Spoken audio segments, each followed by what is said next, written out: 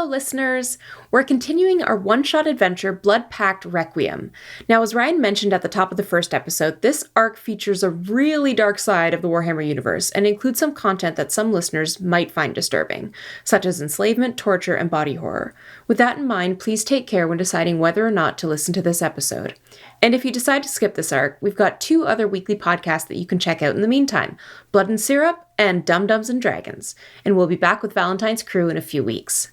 For those of you continuing with us now, please enjoy the continuation of Blood Pact Requiem. Welcome back to the grim darkness of the 41st millennium.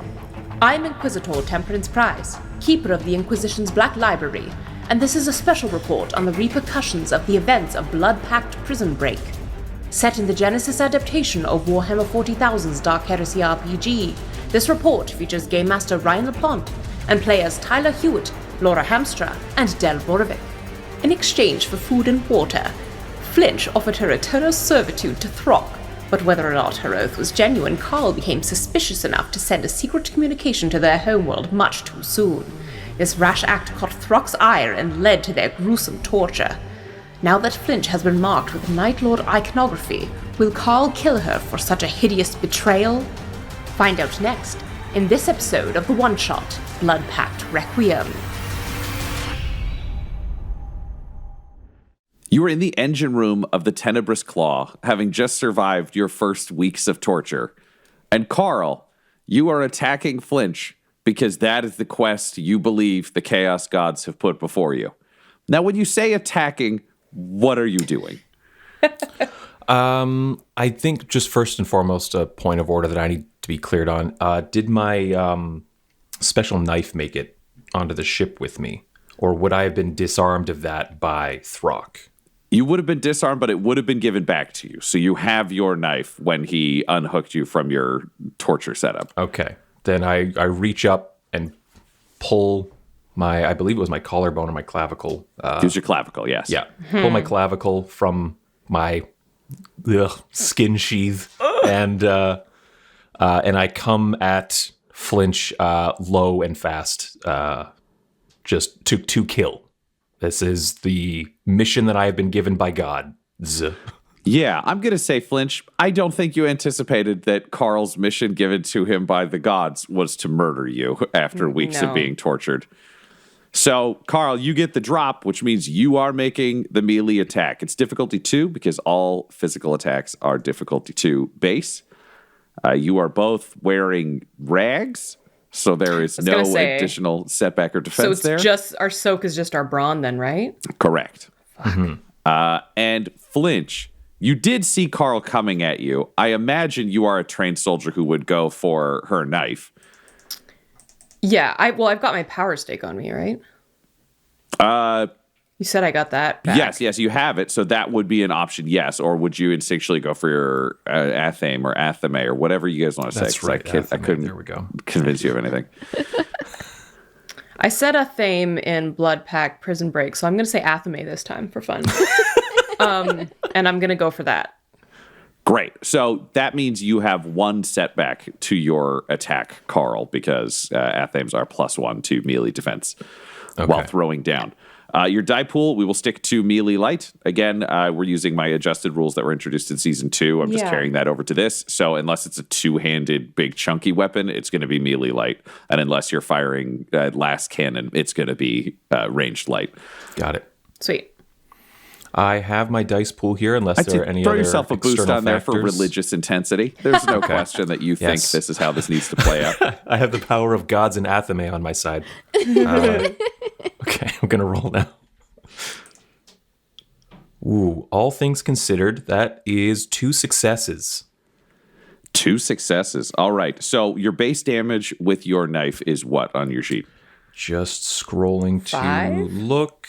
I have damage 6. Oh. He probably has more brawn than you there, Flynch. Oh, yes, of course. Your base damage will be 6, so he does 8 damage to you. Ouch. Subtracting your soak there, Flynch. So what does that leave you at, just for all of us to try to track you the said map 8, at home? right? Yes. So I have 7 left. 7 left. Okay. Flynch, you have just been stabbed by someone. Do you say anything while you do this, Karl? No, I don't think words come to Karl as easily as they used to. He was kind of a talky guy, but he's been put through the ringer. Yeah, so he came in low, which means you got a knife in your gut, Flynch. What's your response as one of the formerly pacted, now sworn serf of a Night Lord? Well, I think I have to acknowledge that I'm now dark-hearted, which means I'm more cruel, callous, and especially vindictive. And so there's a part of me that's like surprised, and then a part of me that's immediately enraged by this and must stab back to kill. Great. Difficulty 2, setback of 1 die because there is a knife on the other side of this. You're both fighting with ritual bone knives. Yeah. You are fighting with, just to remind you, a bone taken from your grandfather that was broken off of a church where he had been sacrificed and built into it on the Sanguinary Worlds. Correct. Carrying on the family legacy. So, melee light. Okay, I've got that. Difficulty 2, 1 setback. And I don't have anything else I can do, so I'm just going to roll. Let's see what happens. 3 successes. All right, so 8 damage right back at Karl. All right. So I subtract my soak from that? Correct. Oh, okay, we're fine. Oh, I forgot to subtract my soak Oh, yeah. last time, so I still have 10 wounds left. Yeah, I was like, if I do this twice, I kill you? That doesn't seem right. Yeah. I'm glad you said that. I would have been dead next turn. Would there be any conversational elements to you, Flynch, or is this just you two are now just knife fighting?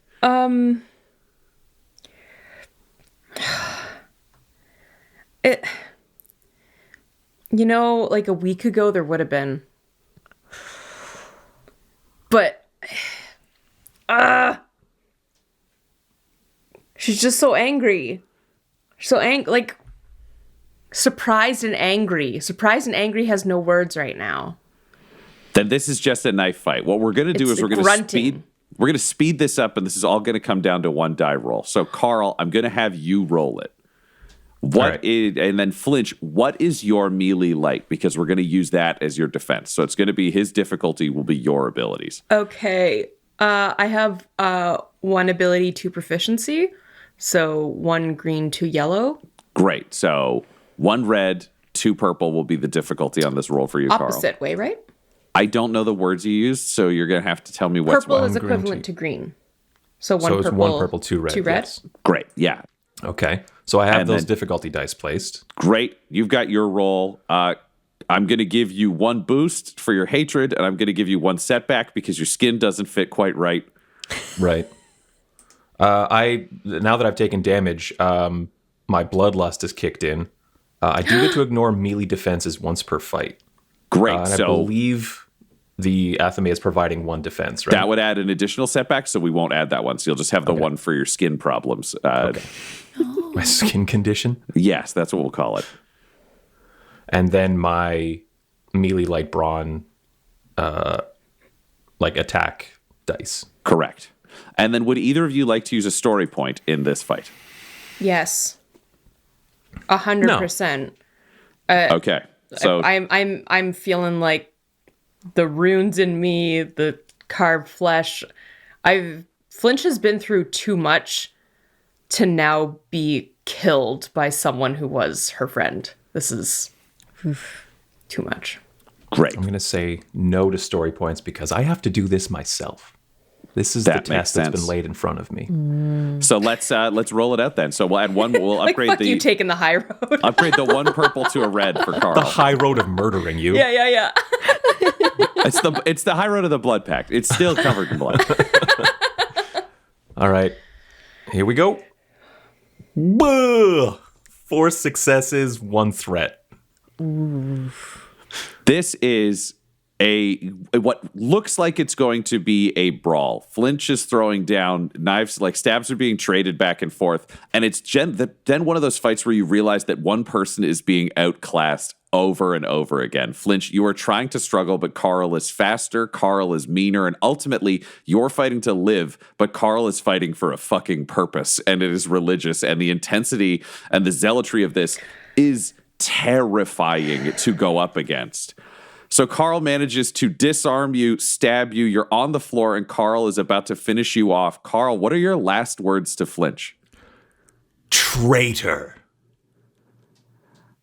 And a massive ceramite-encased fist hammers into Karl's back and hurls Karl across the engine room.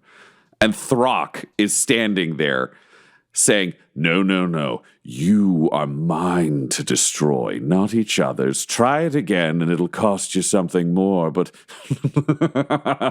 today there is a price that must be paid. And Thrauk draws a bolt pistol that is the size of a human torso and fires into the deck to your side, Karl. And at first you think nothing happened, just a deafening bang and silence, until pain begins to creep its way up your arm. And when you look down, you now don't have a left hand. It has been exploded into nothing. Now, does my bloodlust compel me to fight a fucking Night Lord? Let's find out. So you have been injured. You have injured. This room has become a nightmare. No. What is the roll that you have to resist? It is a hard cool check. And do you want to resist or do you want to attack the Night Lord? Oh, man.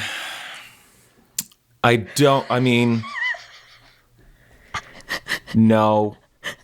Yes and no. You know what I mean? Yeah. In his sleep, maybe. Yes, but no, not right now when he's awake with a gun. Yeah. Well, and to be clear, he's in his full nightmare suit of armor. Yeah, he's three times your size. He's three Yeah. times as wide as you, and he can summon crackling claws and already has a gun on you, and you've lost a hand, and you only got your skin back today. Yeah. Good Lord. So, are we looking for that roll? Yep. You're going to have to resist Okay. the bloodlust that is crying out at you to attack. What hard a is nightmare 5 or phrase of you've 4. only got your skin back today. Just I only what? just got my skin acknowledge. back. What's hard? Is that 4 or 5? Hard is, I think I told you. I think 3. it's 3. It's 3. Oh, we might not. I think We 4 might is, not 4 hurl is extreme and ourselves. 5 is daunting, as they write it in the book. Okay. However, cool. One of my lowest stats. Yeah. Let's see. All right. I have the dice pool ready unless you want to add any other flavor. Flavor dice. This is your holy thing. So I think we got to upgrade one of those purples to a red because it's your holy quest to kill Flynch. And Thrauk It is. has now gotten between you and what the gods want. Okay. I would like to use, if I can, for these kinds of checks, a story point.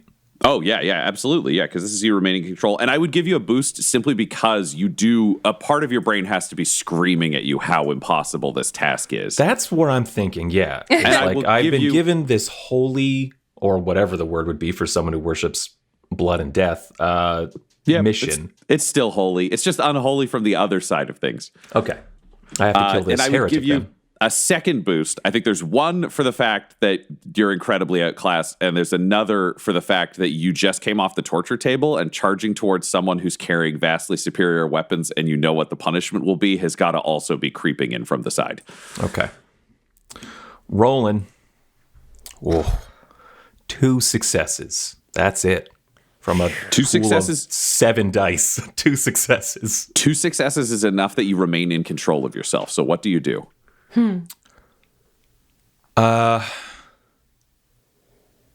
I kind of come back to Earth, quote unquote, and the pain of my missing left hand. Where are we at? The elbow, the Wrist. shoulder, the wrist. When you, okay. Oh wow. when you he's look at the precise. floor, you can actually see that the bolt that hit the ground and exploded was further away from your body. You weren't hit right in the hand, or you'd have lost significantly more of your arm. Okay. You would be able to, with your military skills, recognize that that's actually a disturbingly specific shot to be able to use an explosive weapon and only damage exactly as Right. much as was intended. Yeah. Thrauk is still a Marine. It's spooky. Yeah, then the thing that when my senses come back to me would be to my missing hand gets all of my attention, and I'm sure I'm screaming and writhing in pain, just clutching it with my good hand. Yeah, I would say with your 2 successes, you may actually stay more in control of that. Again, you're coming off of a lot of really intense pain in a way that perhaps before you had the last 3 weeks, this would be the worst thing that ever happened to you. This is still fucking terrible. Yeah. But you're in a new realm, which is why you have been changed. Yeah. Then I grab at some of my already tattered fabric clothes and just a very, very crude tourniquet, pulling with my hand and my teeth to tighten the knot on my stumpy stump. And Thrauk just says to the two of you, work together, keep this ship running. I will engage in my own obsessions. See you soon. And with no sound whatsoever, seems to melt back into the darkness around you and disappear, which is very uncomfortable because a moment before you could hear all of his plates moving together and you could hear the low hum of the electricity from his generator, but it can go to 0 and he's just gone. At which point, life continues. You are left on this ship, forced to work together under pain of death. One of you, a terrible skin monster, and the other covered in tattoos, runes, that's me, don't worry. brands. Yeah, isn't it fun? You're both monsters. It's like that could have been either of us. Eventually, you will be in that situation where you end up in the same room. Flynch has to tell you what to do because, again, you are unskilled labor, Karl. And I'm sure there were a number of these that were very tense and perhaps silent, but maybe not. If we could choose the moment where you get to have a talk about what happened, when you are both in the mood to have that conversation, what is the conversation that happens?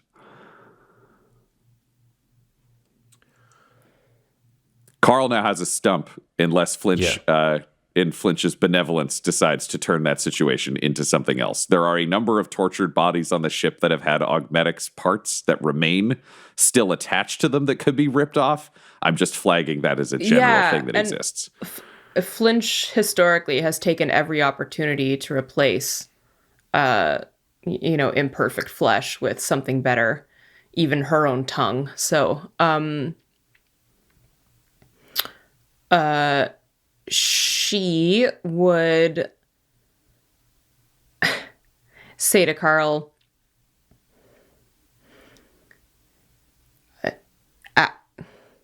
after all these years, all this time,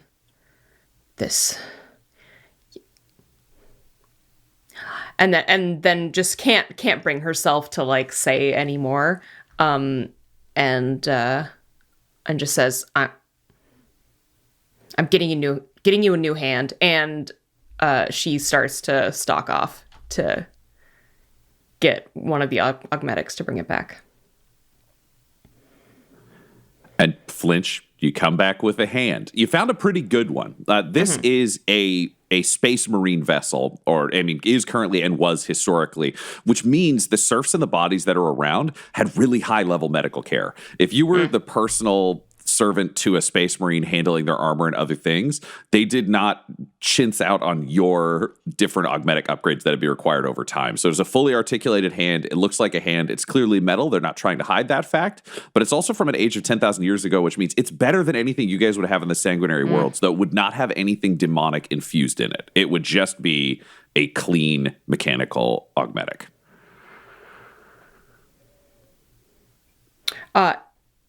And Flynch reaches for Karl's arm. There's hesitancy at first, but Karl, I think, now is of a mindset to bide his time. So he eventually relaxes and allows Flynch to do her work. All right. So she basically moves his arm to, like, there's a table nearby, so she'll just set it on and start to work, and says, as she's working, says, I didn't ask for this. I didn't ask for this. I didn't. But you gave up everything you stood for all the same, traitor. Priority 1 was stay alive. Priority 1 was stay alive. We agreed on that. After weeks of torture. You risked it. You ruined it all. You sent the message. Us. You sent the message early. You brought this on both of us. Now, Ryan, that's like incongruous to what I believe happened. Correct. So you are at an impasse here. So we can roll to see if you believe it, if you think there's a chance that Karl would listen, or would Karl just shut down and be like, fuck this lady? And would you just work together as like hateful, forced allies?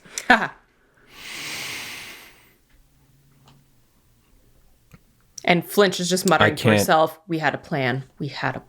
She's covered head to toe in these markings. I can't trust anything she says. Yep. So you two settle for detesting each other in close quarters, blaming each other for failures and for flaws, but continuing to work.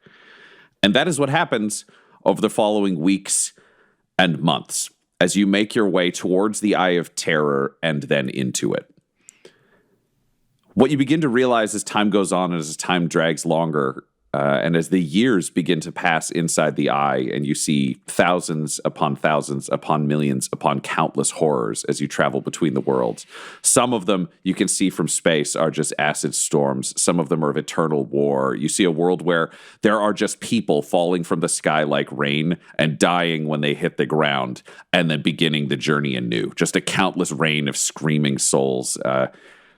But Thrauk is both an incredible creature of justice, amazing at combat, someone hunting down anyone in the eye who breaks a bargain. Thrauk is almost a figure who receives messages and is told of deals that have gone wrong, or of choices that have been made, or of people that have been betrayed, and then Thrauk becomes murderous, skin-flaying Batman to go chase down individuals who have broken their word within the eye, unless Thrauk does not receive enough messages. And then Thrauk begins to hunt within the vessel. Thrauk is also capricious. If insulted, Thrauk can begin the exact same pursuit of hunting someone down and killing them. But you begin to realize that he is high-minded when sane, but drifts into insanity if there is enough time away from creating fear or torture. And the greatest problem with that is you are the two people on this vessel when the cycle begins to ramp up. And you begin to realize, the whispers in the dark, the increasing horror, the lights going out, the different signs are all leading up to Thrauk needing to torture. And when Thrauk needs to torture, you are the people on board who are tortured. Fucking great. Karl, you get it worse every time. As the months and years have gone on, it is clear Thrauk is gunning for you because you still believe in the gods. It is an ongoing war of wills between the two of you.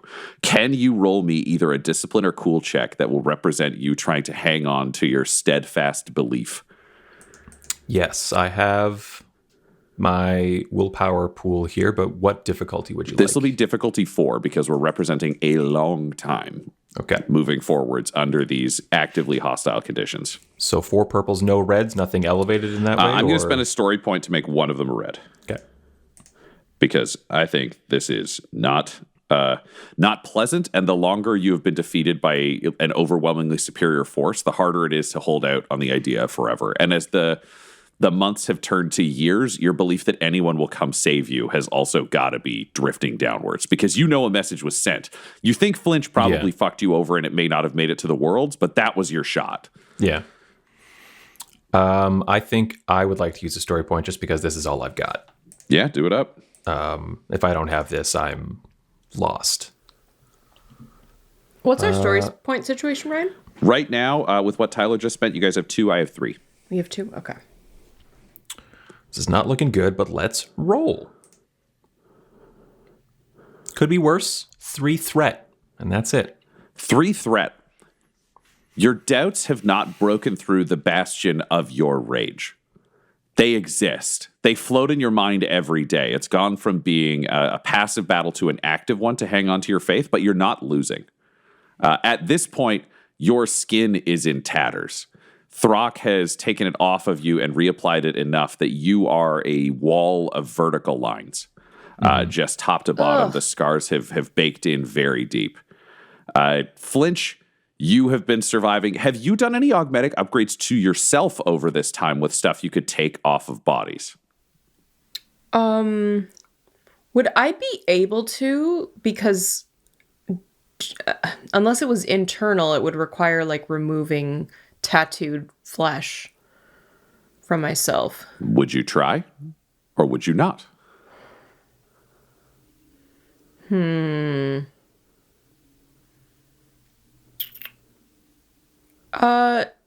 She would take the opportunity to do something that would be small, so like her auditory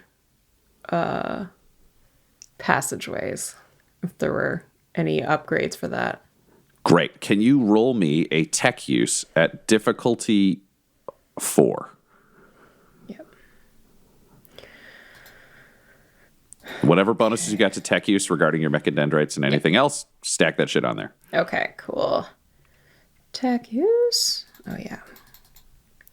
Adding a whole bunch of funky stuff there. And I would definitely use my utility. Oh, yeah. Tentacle. Okay, I will roll.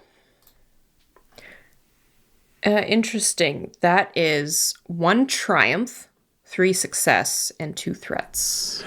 You managed to make the installation invisibly. So you now have upgraded augmetic ears, which means you will remove 1 setback from anything related to sound or hearing.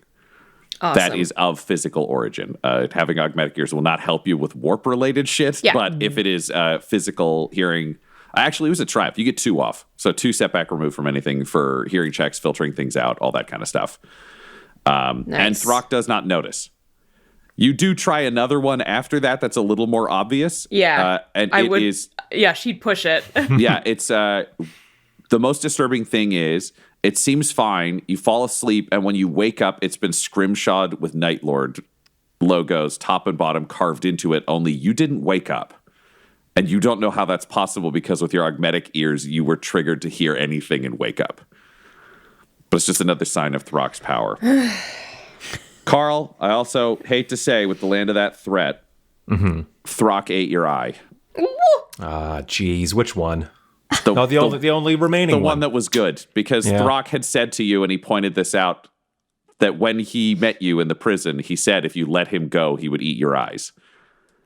And he believes in promises. So you now have an augmetic eye. We've established Flynch puts those together for you. So, Flynch, can you roll me another tech use, difficulty 4? Same pool. Okay.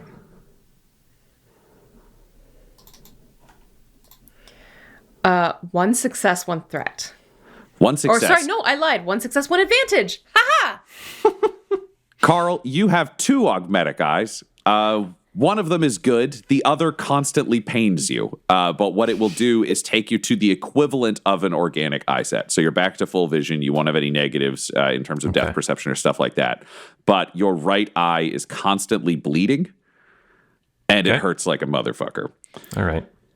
During your time in the warp, as you realized that this torture was ongoing and continuing, and that it cycled up when there weren't people on board, the 2 of you began to realize that the key to your own survival was to get other people on board this ship, so when Thrauk needs to torture someone, Thrauk tortures them.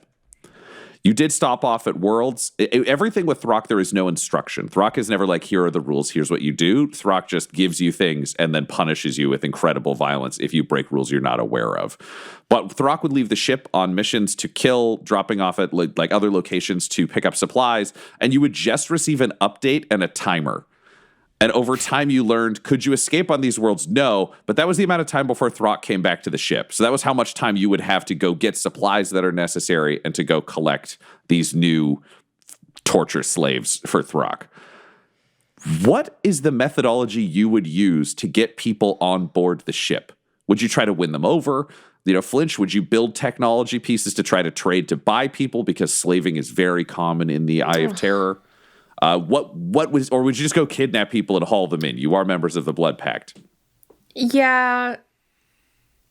Yeah, I think for Flynch, there's Which doesn't have a problem with like taking quote unquote innocent people, innocent from us in real life perspective, and heretical in that they're not heretics. Great. Can you both, for your various kidnapping journeys, can you both roll me? I would say either melee, probably melee range, melee light, or if you wanted to do brawn and athletics, I would accept either of those. I would like a roll from both of you. And difficulty 2. Okay. I will say, Flynch, you have 2 setback added to this just because you have Night Lord's imagery tattooed across your face. Yeah. So it's really hard to get anyone in the Eye of Terror who knows anything to be like, I'm being kidnapped. And then they see it's Night Lords and they're like, we will fight to the death rather than be taken alive for the Night Lords. That makes sense. Okay. I got 2 failures, 1 advantage, and 1 triumph. Wow.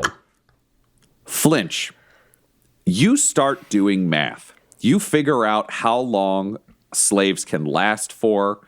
You figure out one of the big experiments you did was, what if we can get a full complement of crew of 120 people on board, because you thought that would buy you the most time. It was the worst choice you ever made, because Thrauk became so drunk on fear and terror that Thrauk murdered the entire crew in a 3-day orgy of torture and terror. And at the end of it, almost losing complete control of himself, Thrauk ripped out your mechadendrite. Fucking A, man. Don't worry, you reattached it. Okay. But what you did the math on was you realized no more than 20 people on board. Okay. That's the maximum crew of this ship. If you bring that many people on, Thrauk can't get into a frenzy, but there are enough people that you have a good balance between you and what's moving forwards. So, Flynch, other than that one mistake, you have not been tortured since the time you were carved. Oh, man, I'm on holiday. You've been fixing the ship, and you've been doing well. Karl. The result of that roll of I did brawn and athletics is 5 successes, 1 threat. Karl, you've done pretty much as well as anyone could do in this circumstance. The ship has been well stocked on an ongoing basis. The kidnappings have been going well and have been violent.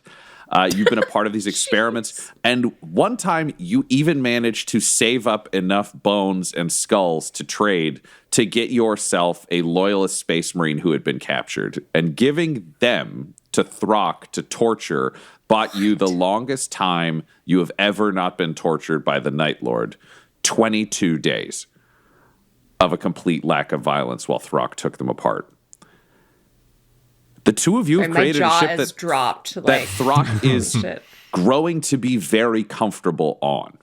The sanity has been more functional. Thrauk has begun to explain more of his cases. You understand the journeys that are going on and the rivalries that are being put in place.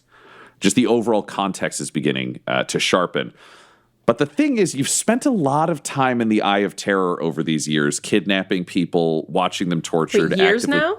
Oh, yes. And that's years that you have felt. So you have no idea how much time has taken place in the regular world. And the Eye of Terror changes people over time. Which means I'm going to need you to roll me a D10. I have a 3. Great. You now have searing blood.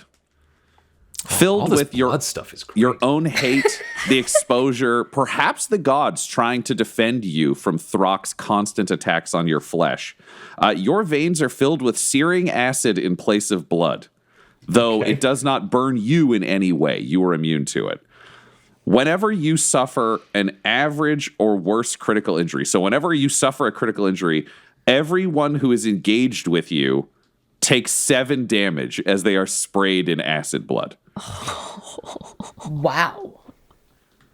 So everyone in melee range or everyone in like engaged range? They call it engaged in Genesys, but yeah, if anyone who's in melee with you, if you suffer a crit, bam, sprayed with acid blood. It would also be like, if you're standing next to Flynch and get like shot and blood sprays, you could blast Flynch. Son of a bitch. Your greatest frustration that you discover is Thrauk has a Bletcher's gland, which means he can spit acid out of his mouth that will melt metal.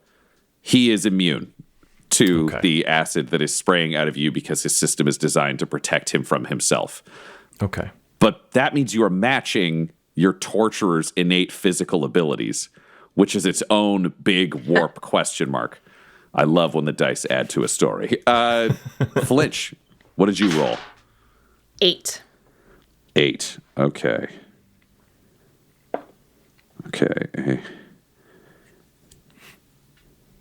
Oh my God. Okay. You have a cannibalistic urge. No. Blood and bone marrow have become as wine and bread to this character, and normal food no longer sates the hunger of your soul. You can recover 5 wounds and 5 strains by eating human flesh. I'm going to say it has to be a significant amount. And if you go a week or more without doing it, then your strain threshold is reduced, but we probably won't really deal with that. So yeah. Sorry, what was that? I can recover what? 5 wounds? 5 wounds and 5 strain if you eat someone. And I will say the other thing that does is it is horrifying for anyone looking at you because your entire mouth now are rows upon rows of teeth. They grow around your implanted tongue. You have to customize it to work with it. But if you open your mouth, people see all blade, like teeth to points, and there are at least 3 visible rows back of teeth that all interlock in a giant thing. So you can chew through bone. You can chew through gristle. Yeah. You are not limited to having to like clean it up to cannibalize somebody. You can extend your jaw like a snake and just chow down like a wood chipper. What I can say is I'm now kidnapping 21 people and eating them on the way back to the ship. And you are also of the position where you can eat the leftovers. If Thrauk hasn't made a specific display of someone, then you can eat their corpses to keep yourself alive because regular food no longer does it for you. You have to be eating the dead. Well, that's fine. I mean, I love blood anyways, right? Yep. I've always had a thing for it. Del, you're going to be joining us in a minute. But you're already in the Eye of Terror. So could you roll me a D10 and we can just find out something for you? Give me a second to get my dice. I know, I ambushed everybody's with D10s in the Genesys system, but it's happening. I have this down here, but all right, let's see what happens. I got my nice, like, red and black. I rolled a 10. A 10. Okay. Del. Uh-huh. You have wings. Oh, shit.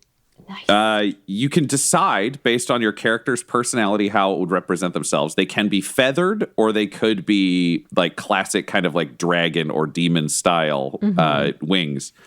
They allow you to fly. Wonderful. That gift is yours. Thank you. I love it. So that's so funny. As your journey continues through the warp, you are kidnapping people. You're partaking in the crusades. You're also learning more about the ship. You've had to build the armaments. All of this is happening. And over the time, you've begun to be able to trade, bring people on board, all of these things. There is one time where you are both out on a slaving raid that surprises you. Because normally, everyone in the warp is smart enough to know that you don't go hang out in areas where you can get kidnapped. So it is a people who make poor decisions die fast. So you normally have to really search and hunt things out. However, on this random space station that is filled with Dark Mechanicus and other terrifying hordes of beastmen and mutants in its dregs that you were ready to haul back to the ship, instead of someone running away, someone comes towards you. Del, can you introduce your character? Yes. So I guess just description-wise, you'd see coming towards you what would look like almost like a pile of rags and bones and chains. So very slow-moving, clomping, heavy, chain swaying, bones hanging, and a figure that you realize as you get closer is very tall, but it stands hunched over. And as he turns up and reveals his face, which has a big hood over top, you can see that it's a man, indeterminate age, because his skin looks very old, like has that old texture and has like the age spots, but the bones and the muscles underneath that skin look incredibly strong. And his face and his eyes, he either has bruising around his eyes or he has some kind of dark stains, but his face looks like stretched out a little bit, like the bones underneath the face grew and changed shape and are pressing against the skin.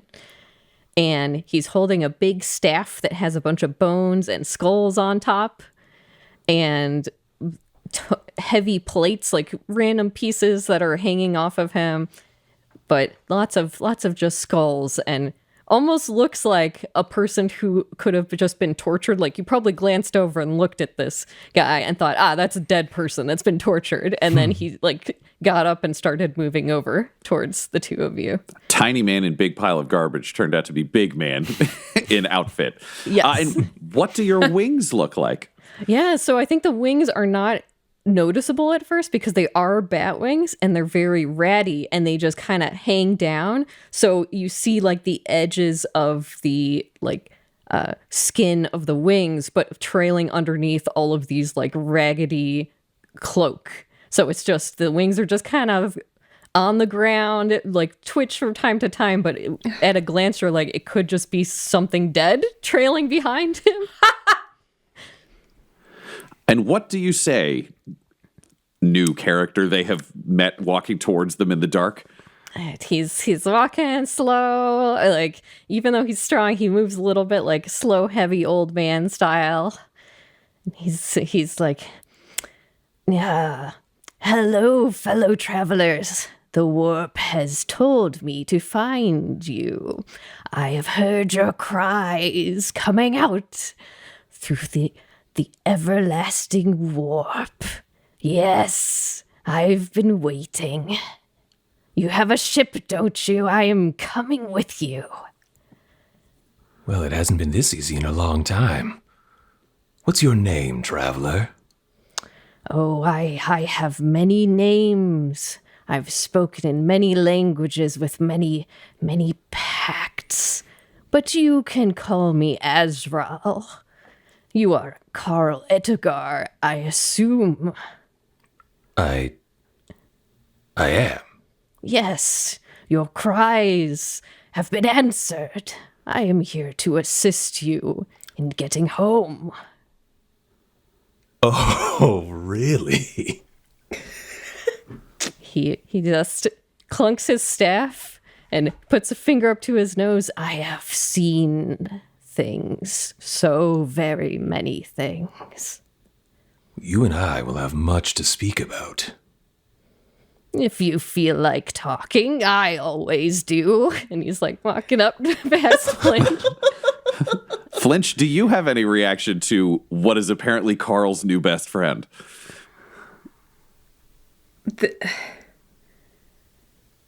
This is...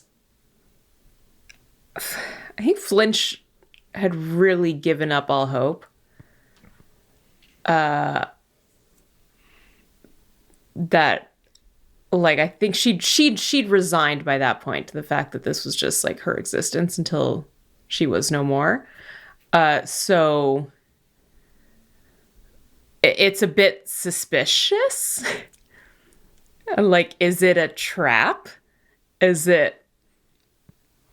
But if it's a trap, she will not be ensnared. So,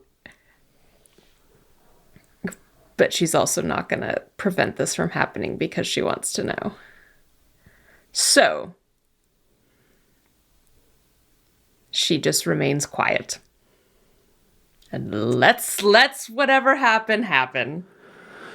So Azrael takes over the lead of the chain gang that is being led back to the Tenebrous Claw, and you continue your slaving run and return to the ship. Now, Azrael, I know that you are a priest of the gods, a wandering chaos loyalist. What space would you make and or decorate for yourself on board, and how would you do it? I think Ezra would take some time in the beginnings of just seeing how the ship is operating, seeing how things go with the people, watching, and then upon taking all that time, would realize Flynch is eating people. Maybe be like, Flynch, can I have the bones from your people? I'm gonna take those bones and make little, some art decor. Some, but I think Azrael, he's pretty cheerful and also pretty, easygoing, but also realizes like the extreme tenuous situation on this ship. And so yeah, Flynch is just like waiting for Thrauk to find him and destroy him. Like, it's gotta happen. Would you start holding services, Azrael, for people to come pray with you to the gods? Man. Well, that's kind of not what he's here for. So I think it would be less, I think he would be talking to Karl and talking to Flynch and like just kind of like getting the assessment. But all of the other people who are coming onto this ship, he knows that they're just gonna die. He would like to use their entrails and things like that, but he doesn't want to step on Thrauk's feet. So it's kind of like, we're gonna see how this pans out, because I got kind of an idea of how this could go, but we gotta feel it out step by step. So can you roll me where's the sheet that I need? Can you roll me a perception? Let's see what you've put together, or I would accept could be charm, or it could be deception, depending on how you feel like you would be fishing around for information on the ship. Let's go with perception first. We'll see. Just feeling it out and looking around. What's going to be? I will say difficulty 2 with a setback because Flynch does not like you and distrusts you. But a boost because Karl has really needed a friend. And I think you knew Karl's name, which I saw blow Tyler's mind. So it undoubtedly blew Karl's. Yeah. All right. Let's see. That would be... Okay, so just 2 difficulty regular. Do you want to upgrade anything? 1 boost, 1 setback. All right, then I'm just going to roll it as is. Yep. We've got 1 success, 2 advantages. You put together what is going on. There's not a great deal of secrecy between discussing with Karl and observing Flynch. You can see that there's a lot of tension between the two of them, the kind of tension that can only form between two people who were much closer and unified at one point. It's hard to hate someone that much if you did not know them very well. And you realize that, yes, the rest of the people here are sacrificial lambs. Can you roll me a fear check, Azrael? Yes. How do I do that? It is difficulty 3, and you go up against it with discipline or cool, depending on whether your reaction is instinctual or whether you're trying to rely on training and focus. Okay. I just want to paint a picture of how not secret it is. Karl does not refer to Flynch by her name anymore. He only calls her traitor. All right. So 3, and I'm using Should have bothered her at discipline. first. Not anymore. It's just... It's been years. Yeah. I This is got an old hatred, worn deep. 3 successes. 3 successes. You are not afraid of shit on this ship. You wander around, you take apart bones, you've built symbols to the gods. Whenever the horror show around you gets bad, you seem to be the only person who has not succumbed in any way to Thrauk's atmosphere of fear or violence, which would be probably very impressive to Karl. And for Flynch, I mean, simultaneously, not sure what's going on, but you haven't been tortured yet. So that feels like a math problem that's like, yeah, Thrauk's just saving you for later. Flynch is bewildered by this. That's it. Azrael, is there a point where you would sit down to, I think there's a point eventually, knowing all of this, that you would sit down to probably have a meaningful conversation with Karl about the gods or about faith. You've seen him tortured. Azrael's with you for a long time, and Thrauk is just not hasn't made the move yet, and nobody knows why. Flynch, can you roll me a perception? Difficulty 3. I'll give you 1 boost because you're suspicious. Okay. Yeah, it feels about right. Basically, this is a check to see if, with all the systems you've built into the ship, you can listen in on a conversation in a room that you're not in, because you're suspicious enough of Azrael and you're technically minded enough that I think you could. This is, can you keep track of everybody where they are in this moment of what's happening, which is why it's not a tech use. You have the technical ability. Yeah, it's just, did you catch that this was the time that they went into a room together? All right, rolling. Dude, this is wild. 2 successes, 1 threat, 1 triumph. Yeah, you've bugged the fucking shit out of this ship. So what I will say is anything that occurs on board outside of a room that Thrauk is in, because you still cannot explain it, but the power goes out of all of your systems within like an extensive radius of his armor, you have what's going on, and you have a recording of it. So you could circle back. You can use it later for blackmail or evidence. You can do kind of whatever you need to in terms of audio. I'm just giving you audio, not video. Yeah. Okay. It also gives you thousands of hours of people being tortured to death. Don't know if you need that, but it feels like something to be worth noting that you have. I mean, who knows, Save for a rainy day. Everybody needs a hobby. You got to put something on the Spotify playlist. Yeah. Azrael, you finally have a moment to talk with Karl, where you've done the pleasantries, you've done the other things. You've got him alone.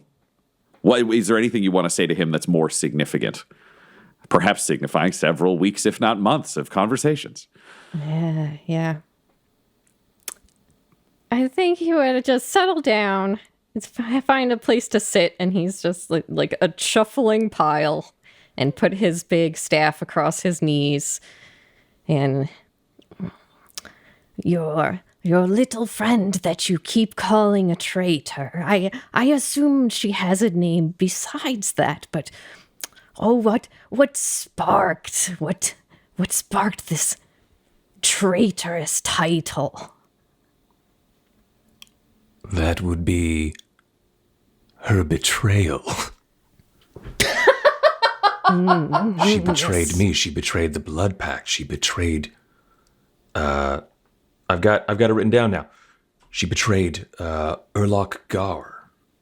Ah, yes, and how did she betray all of these such very important people and things? She turned her back on her oaths so that she might be spared.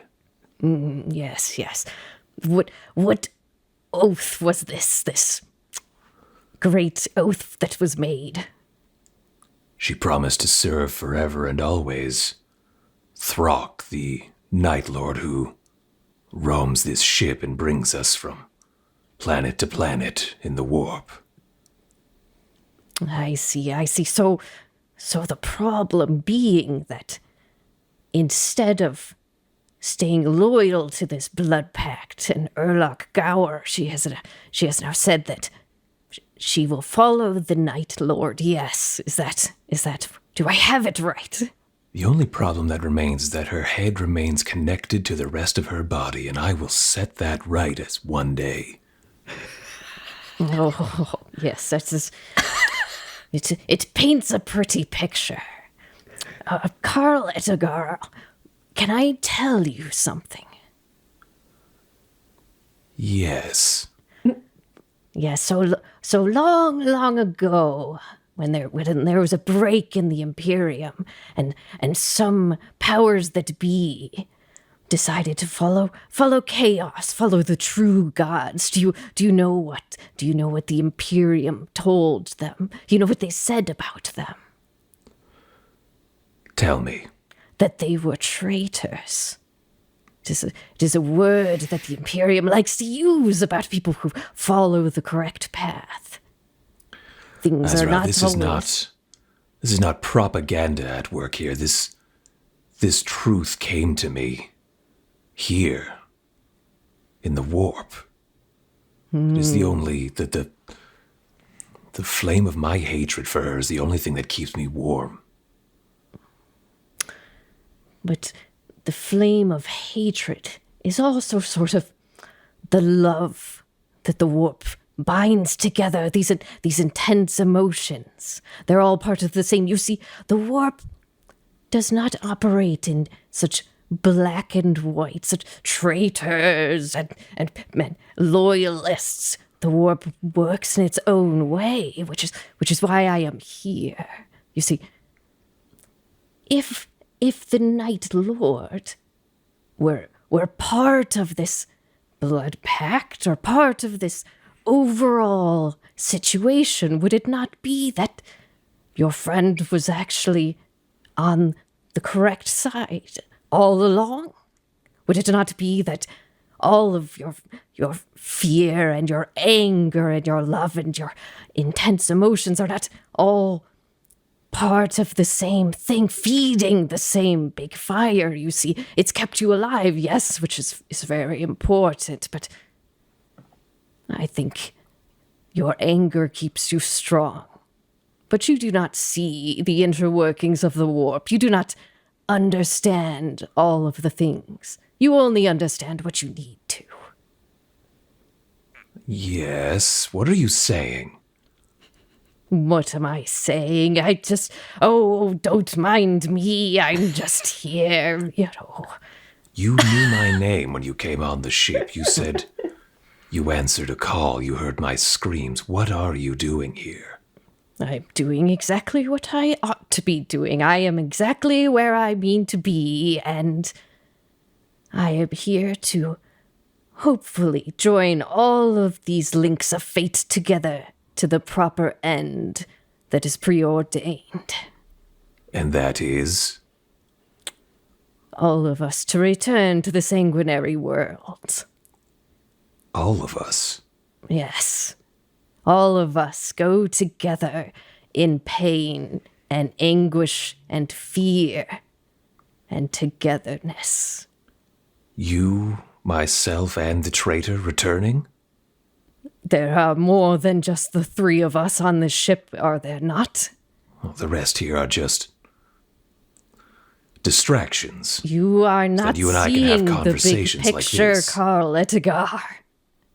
But that is all right. You don't need to see it. Can you roll me a perception, Karl? Yeah. Difficulty 3. I'm going to upgrade one of them with a story point to a red. As is your right to do so. I will give you one setback for the impossibility of this idea to you. Yep. Okay, yep. I got my stuff in there. I'm good to go. Roll it. Oh, it's a triumph. That's why. I was like, one success, one failure. No, it's one triumph and one failure.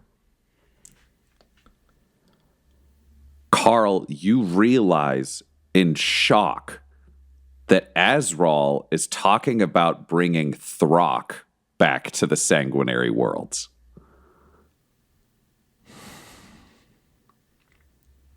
Because if Thrauk is working for the Blood Pact, then Flynch is working for the Blood Pact. Perhaps not for that reason, but that's also a factor for you.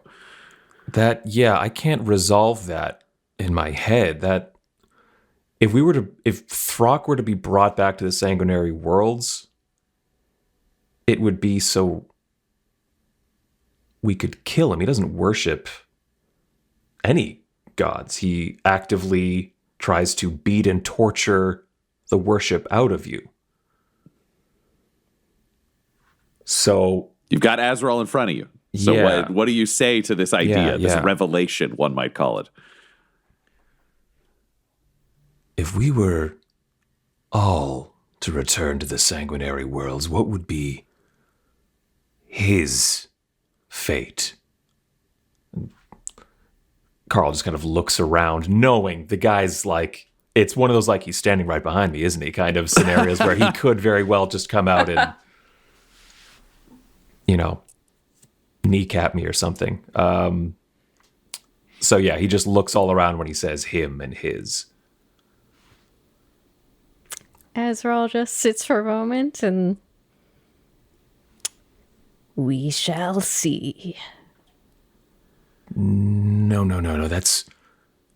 That's unacceptable. You have this sight of yours, this story you know the conclusion of.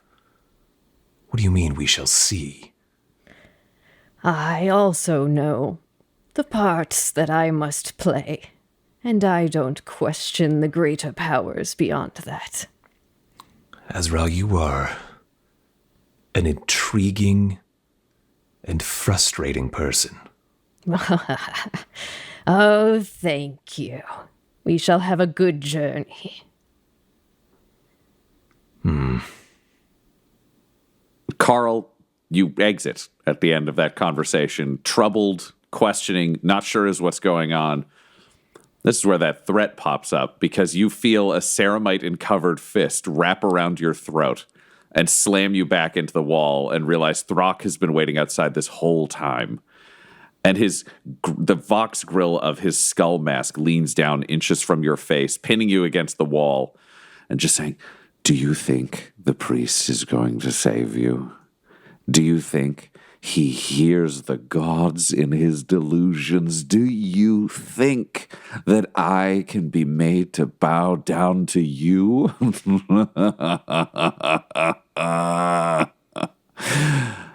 Let's see how this game plays out.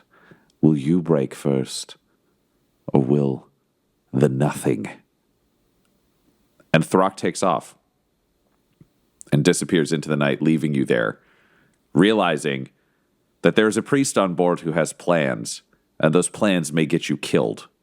There's a traitor on board that has plans, and those plans may get you killed. And there is a Night Lord on board, and that Night Lord will definitely get you killed.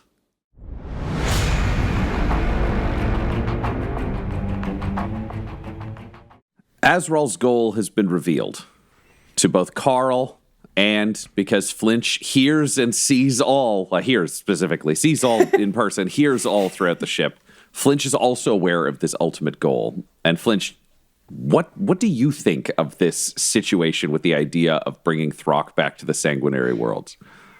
One of two possibilities. That Azrael actually believes what he says. And I don't know, maybe everyone's all like, "Oh, big, yay, one happy warp chaos family, blah, blah, blah, it's okay." Or Azrael is using Karl's beliefs to get a new hunting ground for Thrauk in the sanguinary worlds. So essentially, Azrael could be Team God's sanguinary worlds, or could just be Team Thrauk. Yep. I mean, Thrauk's letting him stay aboard. Flynch doesn't know why. Yep, Flynch didn't hear that speech. So Yep. The days turn into weeks, turn into months. Azrael remains on board, and Azrael remains untouched by Thrauk. Flynch, would you ask Karl about this, knowing that there are conversations between Karl and Thrauk that you can't hear, or would you just be taking this into observation because Karl seems unbalanced?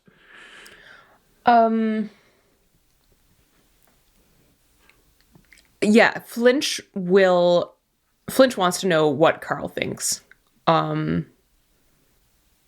So Flynch will say, "Karl, what do you think?" What do I think about what, traitor? This Azrael. To paint the picture, we'll say that this conversation happens at a side room on one of the ship's broadside batteries. It's deactivated currently. There are a couple of windows to the warp. There's a massive gun in the middle of the room that's aimed outwards that you're currently working on rewiring. It is a space that just the two of you are in. This is one of those lulls where it's just the two of you and Azrael are the only survivors on board currently, knowing there'll be another slave run soon. But this is where this conversation takes place, just so you have some environment. Great. Here's what I know. I cannot trust you. I'm not ready to trust Azrael. And Thrauk knows about what Azrael has told me and has addressed me about it directly. But I don't understand why Azrael goes untouched. What exactly did Thrauk say? He issued a challenge. He called it a game. A game where the sport is that perhaps we will triumph over him, or perhaps, more likely, he is inclined to believe that I will break and succumb to the nothingness.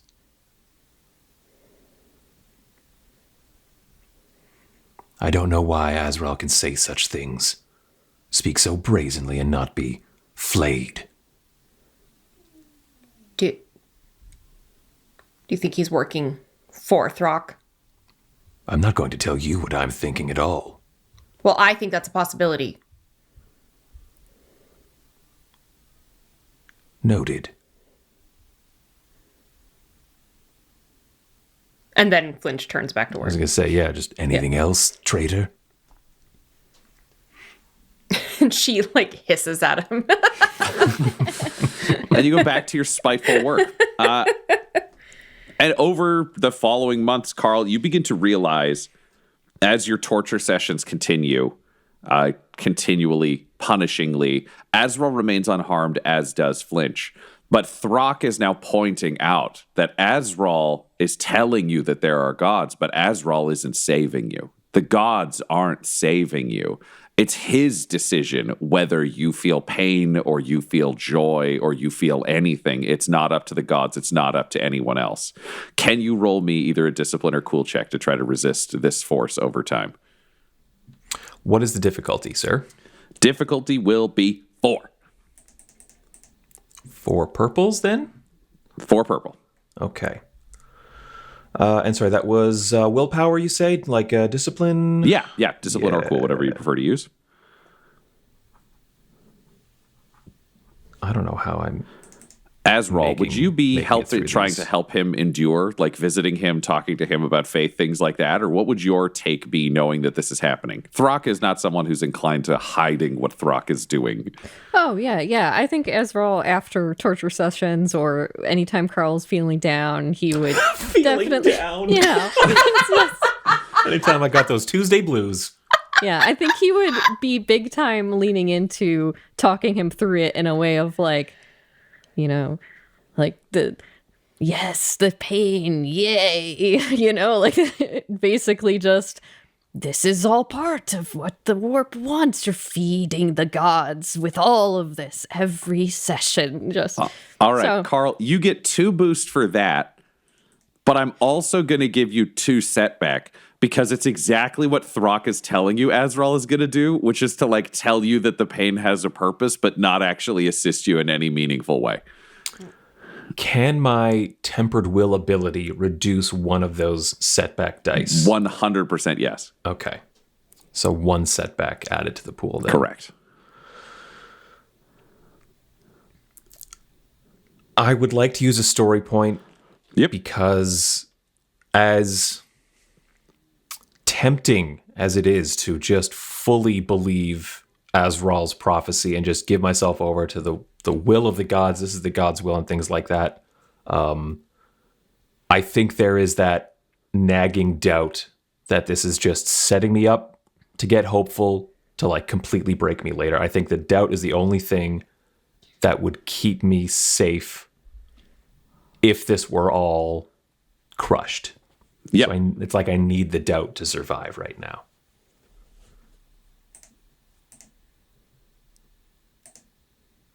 I don't know if it matters. 1 failure, 1 threat. 1 failure, 1 threat. You begin to lose faith in Azrael. Not necessarily the gods, but Flynch had given you the suspicion that Azrael may be another Thrauk ploy. Could it be that Thrauk brings you a fake priest, sets you up to trust them, and then reveals that they don't believe in anything too, and your journey is just more hollow? So it's just distrustful, turning inwards, focusing on yourself, all of those things.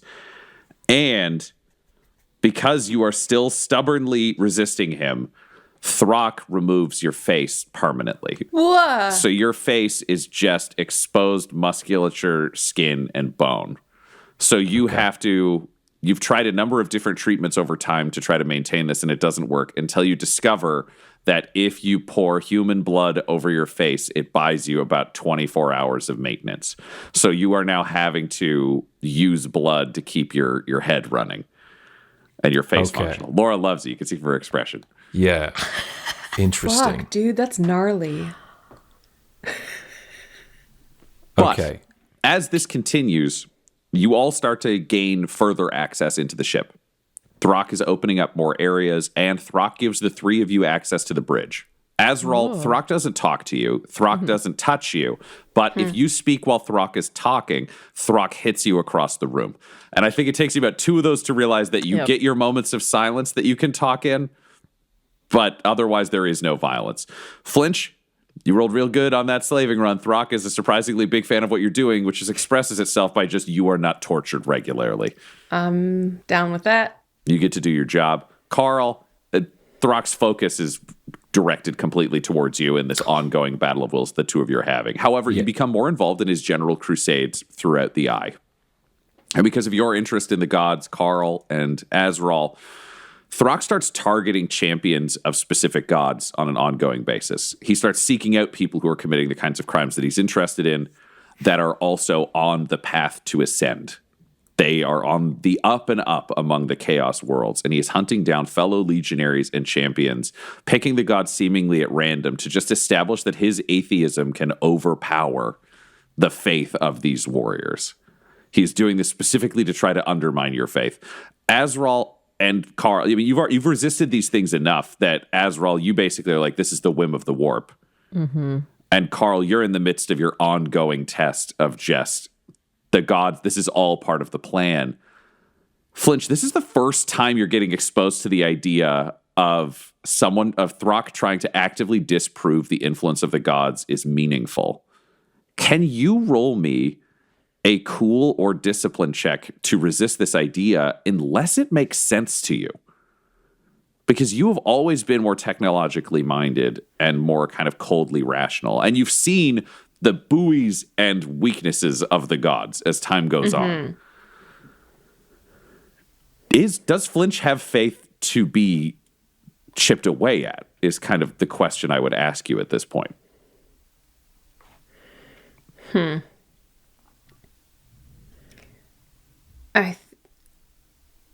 I think Flynch was always a little bit more...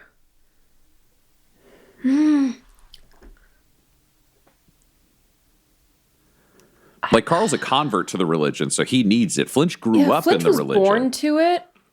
But it's also, unlike the Imperium's religion that is very much like pray to the Emperor and nothing happens, you've also seen the actual utility of demons and warp energy and sacrifices yielding things. There's a lot of it that's ritualized that doesn't, but there is some that does.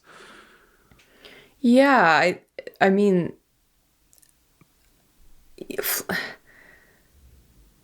I think Flynch would be open to the possibility that things aren't entirely as she understands them. But I think atheism, period, is way too much of a stretch. There's no way that can be. All right, so true. Can you roll me a discipline or cool? And this is the battle for the idea of the gods having an active intent that they care about their champions in the space, that praying to a god means that they're on your side, or the idea that gods are kind of these capricious, almost Xenos entities. They're just a warp entity that doesn't give a solitary fuck. So they're not, you can use them, but you shouldn't pray to them. Right. Okay, I'm going to, I think, I don't know what those sounds mean, so I don't know how those will affect the die rolls. I'm just trying to decide cool or discipline would make more sense, but discipline if you're looking at Flynch actively thinking about this process on an ongoing basis. Yeah. Cool if this is something Flynch is just exposed to and Flynch's opinions change over time. No, discipline. Flynch would gather information over time. And what did you say the difficulty was? Difficulty will be 4. Ooh, hello. Thrauk is very powerful, very present, and there is no warp energy on this ship. The other thing that would confuse the ever-loving shit out of all 3 of you, Thrauk has no mutations. You've been exposed to the warp for the same amount of time. You all have tremendous mutations, and Azrael, your whole system is like weird having been in the warp forever. Yeah. Thrauk is he's insane and tremendously dangerous, but does not have any visible mutations whatsoever. And the ship does not have any of the biomechanical flesh to metal that you'd expect. This is just a ship. Yeah. Weird. All right, I'm just going to roll that. 2 failures, 1 threat. Flynch, you're starting to think Thrauk might be right. That the gods are a thing to be used because they are powerful, but that they are not actually worthy of worship or trust or faith, because how the fuck did you end up here if praying to the gods makes things work? Because you've seen no sign of the blood god showing up to help anybody on board, and you've kidnapped corn worshippers and you've brought them on board. They die as ugly as everybody else. You've kidnapped priests. They die as ugly as everybody else. Like the most mutated to the least mutated, slaughtered just like anybody else. You've seen no sign that the gods actually being a god's champion has any bonus other than drawing attention in this hellish place. Yeah. So it's not atheism because the power of those who use those is absolutely real. You can just see the seemingly capricious and random nature of a lot of it. Yeah. Which is just another fun wedge between you and your friends. But as this Flynch ongoing... is having a time. Like, this sucks. Oh, Flynch is having a time. Okay. Says the man with no face. Hey, I didn't say that Karl wasn't having a time. I see. But you all start to have a bigger image of these crusades as they're going on. And as Thrauk is engaging in this war against holy figures, which, Azrael, you know, it's all just part of the plan. It's all just part of the plan. There is one other name that starts to pop up more and more often as Thrauk begins to fail in Thrauk's attempts to kill these champions. And that is Sindrian, the son of perfection. One of the Emperor's children has apparently taken Thrauk's actions personally. And the two eventually declare that they are going to kill each other, just very publicly on a large number of worlds, and it becomes a hunt within a hunt, which has led you to the system that you are now entering. You are heading towards what is known as Everworld. The Eye of Terror is a mirror of human reality. It contains all of our darkest urges and thoughts and emotions made manifest in the shape of demons, in the shape of the warp, in the shape of 10,000 worlds that are 10,000 different kinds of hell that have been dreamt of by mankind and other sentient species over millennia. Everworld is a reflection of the reflection as you fly towards it in the Tenebrous Claw. It is surrounded by a warp storm that is of the same visual quality and density of that which surrounds the edge of the eye. It's been mapped out over time so people can trade to functionally earn the routes to be able to journey to Everworld.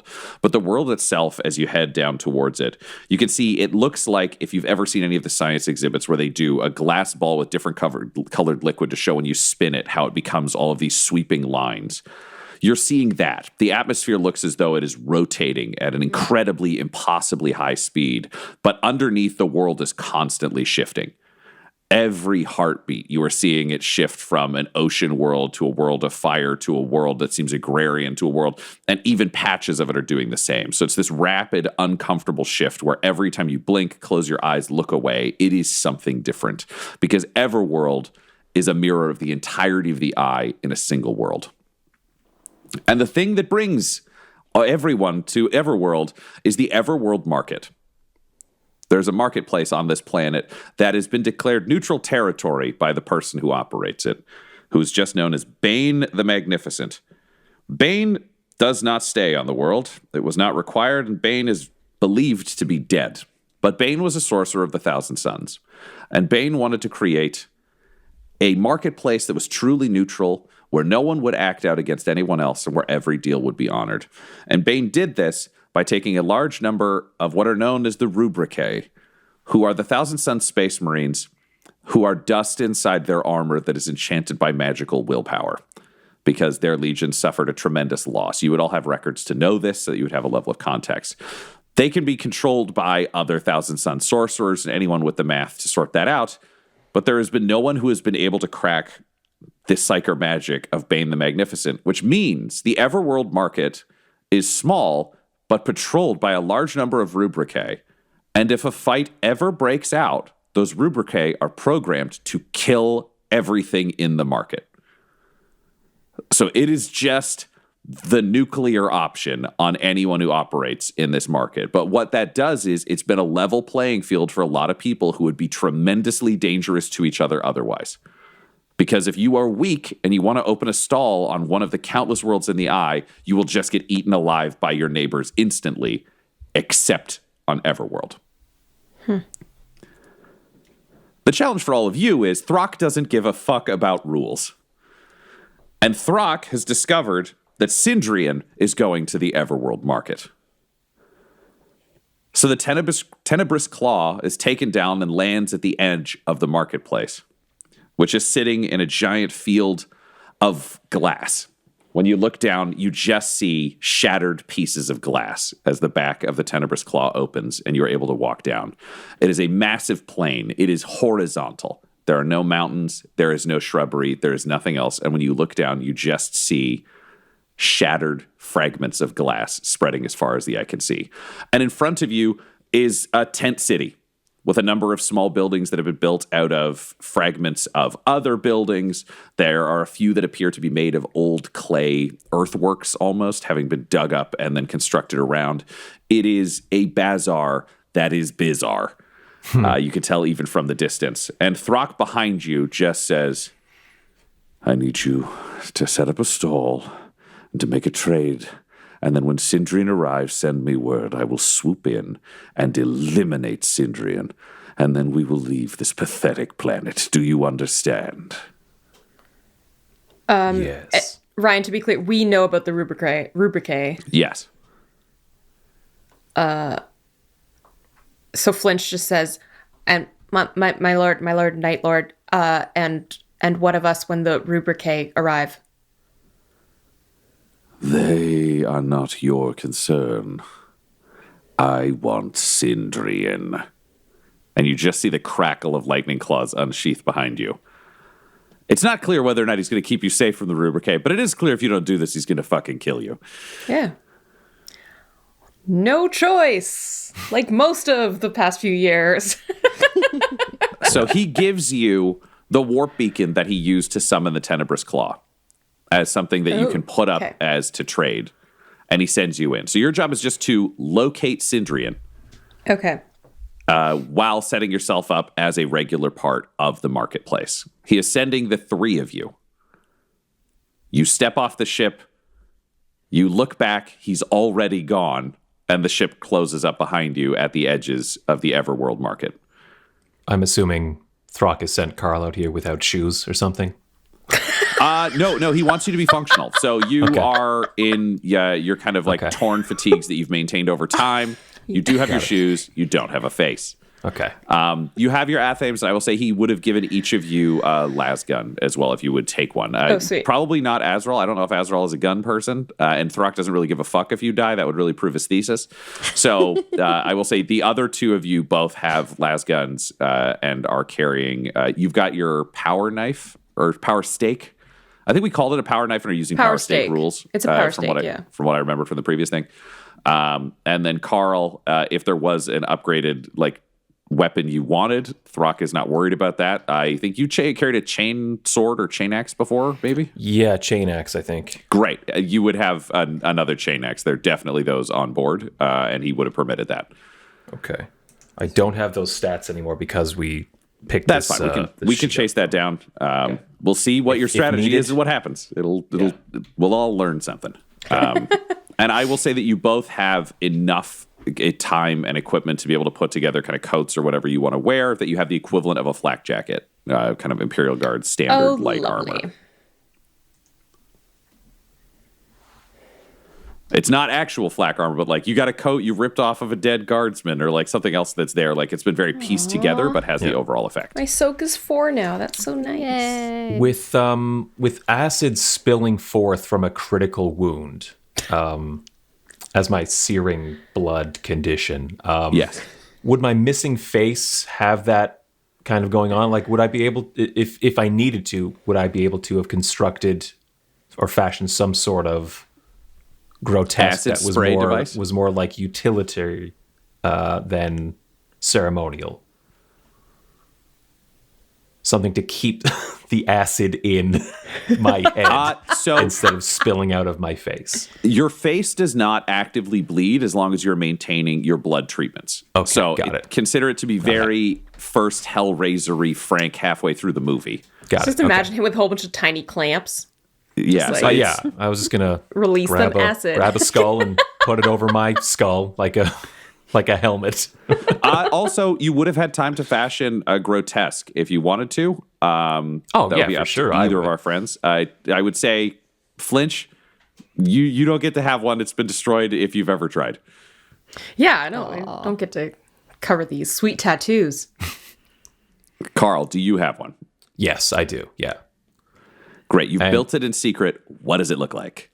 We'll go with the skull then. Yeah, it's from many skulls that have basically been cobbled together to make like a larger skull almost helmet that sort of weeps blood because underneath is no face, is just exposed muscle and bone. Yeah. Great. You advance towards Everworld Market, I assume. Is there anything you want to do as you're moving forward? Is there anything you're looking for specifically? What is your plan? It is up to the three of you now. This task was handed over to you, and you are unsupervised. Do we know anything more about Sindrian? Or just like Emperor's Children, Thrauk hates him. Emperor's Children, one of which means Slanesh loyalty on the overall scale, generally battling for, depending on which member of the Emperor's Children, excess, perfection, etc. An extremely talented duelist, which you have begun to realize Thrauk also is. Thrauk does not throw himself into battles with large numbers of people. He tends to lean towards fear and terror to do that. But extremely talented duelist. Fucking ego to the fucking roof. The messages you have got back have been like well Goes crafted. without saying. They're written almost in the style of artful sagas that have been written back. They're a good read, and you guys are not Slanesh fans. If you're, Flynch, you're having trouble with all gods right now. But Karl, you read them and you're like, "Fuck, Sindrian sounds cool." It's one of those. It's bothersome that it's so well crafted, even just as insults. I think after all this time, there is some allure to someone who can so brazenly oppose Thrauk without, horrifying reprisals. Yeah. So such there's sexy, a level of appreciation. sexy, weird. Yeah. I have the weirdest boner right now. But none of you have set eyes on Sindrian, and neither has Thrauk. So you don't know exactly what Sindrian looks like. Okay. But you know the marks of the Emperor's Children. They still wear the aquila. They tend to be in a combination of purple is a very strong color. Gold is usually the edges of their armor. They also sometimes can use almost like a bone white.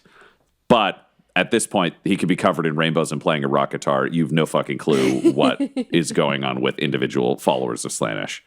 But clearly, Sindrian is not the style of Slanesh that's like, I'm doing a ton of drugs and just going crazy and out of control, because this has been a war of stalking and hunting between two apex predators.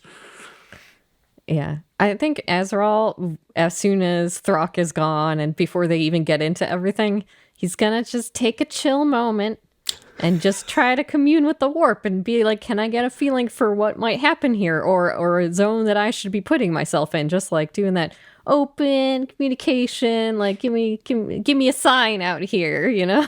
Great. I think you've got a psychic power that in some way involves this. I do.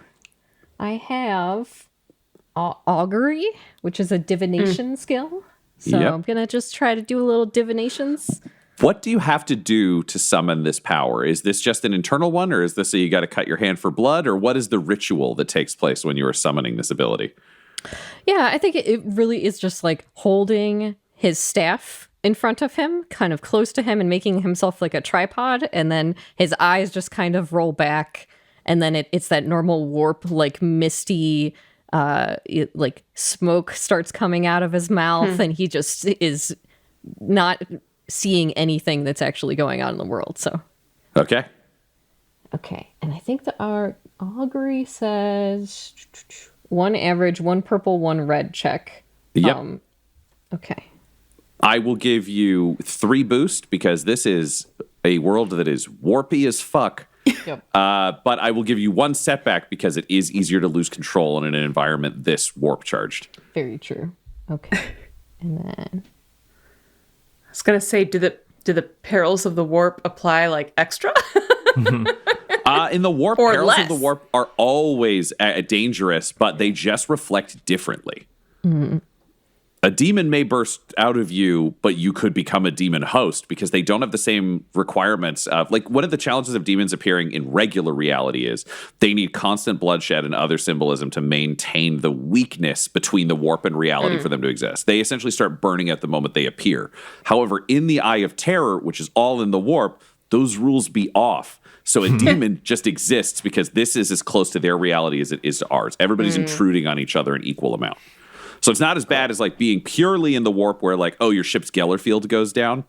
And then just demons are like, "Ugh," and the whole thing just becomes a terrible Cronenbergian nightmare for like 10 seconds and you're all fucked.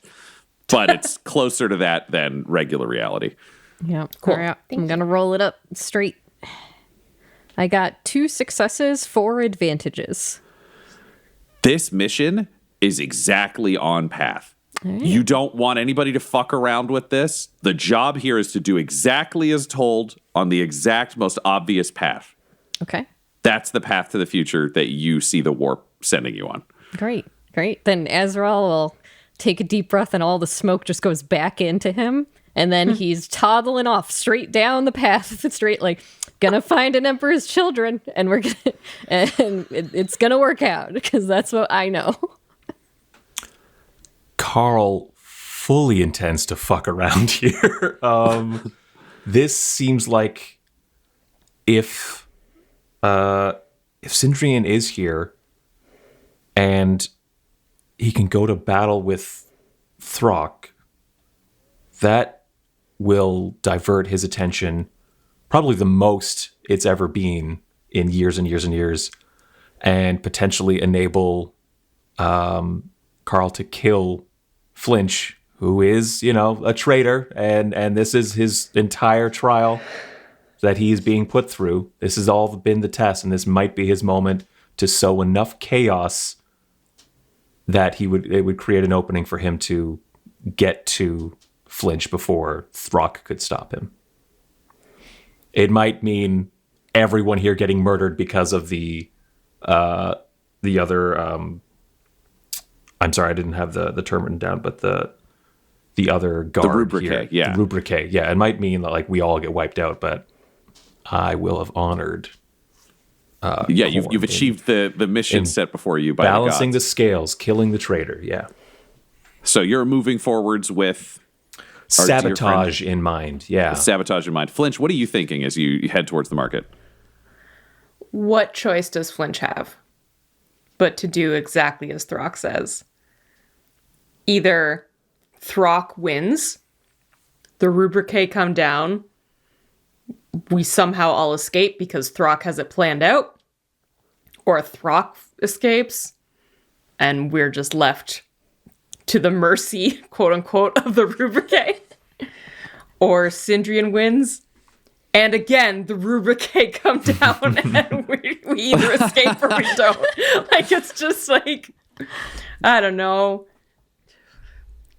Flynch knows where the ship is. Maybe she can run to it. Valid. That's kind of it. Like, there's just, as always with Thrauk, not many options.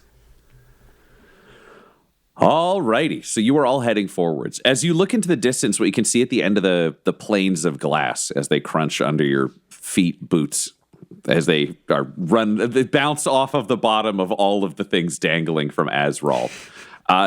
Every time you look up, you see a different scene in the distance. You can see a world of raining blood. You can see a world of fire. You can see a hurricane. You can see a beautiful city of light. You can see an unholy church. Every time you look away or blink, the distance becomes something else. Every time you look from left to right, it's a different world. It's a different world. It's a different world. You don't see anything that suggests the Imperium. That's clearly not here, but you realize you are seeing reflections of all 10,000 worlds of the Eye of Terror in the distance. And you don't know if you walk towards one of them where you'll end up. But this marketplace seems to be steady. And you're advancing through the glass, through the exterior tents. You're starting to see that this is a pretty bustling marketplace. It is also, the sellers of this are so much more pathetic than you're used to because, again, they don't have to fight to maintain the space that they are in because too much violence, everyone dies. So it's a large collection of low-level mutants. You're seeing people with mutations that aren't useful or could be incredibly nightmarish to deal with, people whose skin is melting off of their body. You're seeing people who are in Beastman. There's Beastmen groups, but there are also a number of Xenos entities here that you would not have expected to see. You can see a clan of orcs that are trying to sell guns.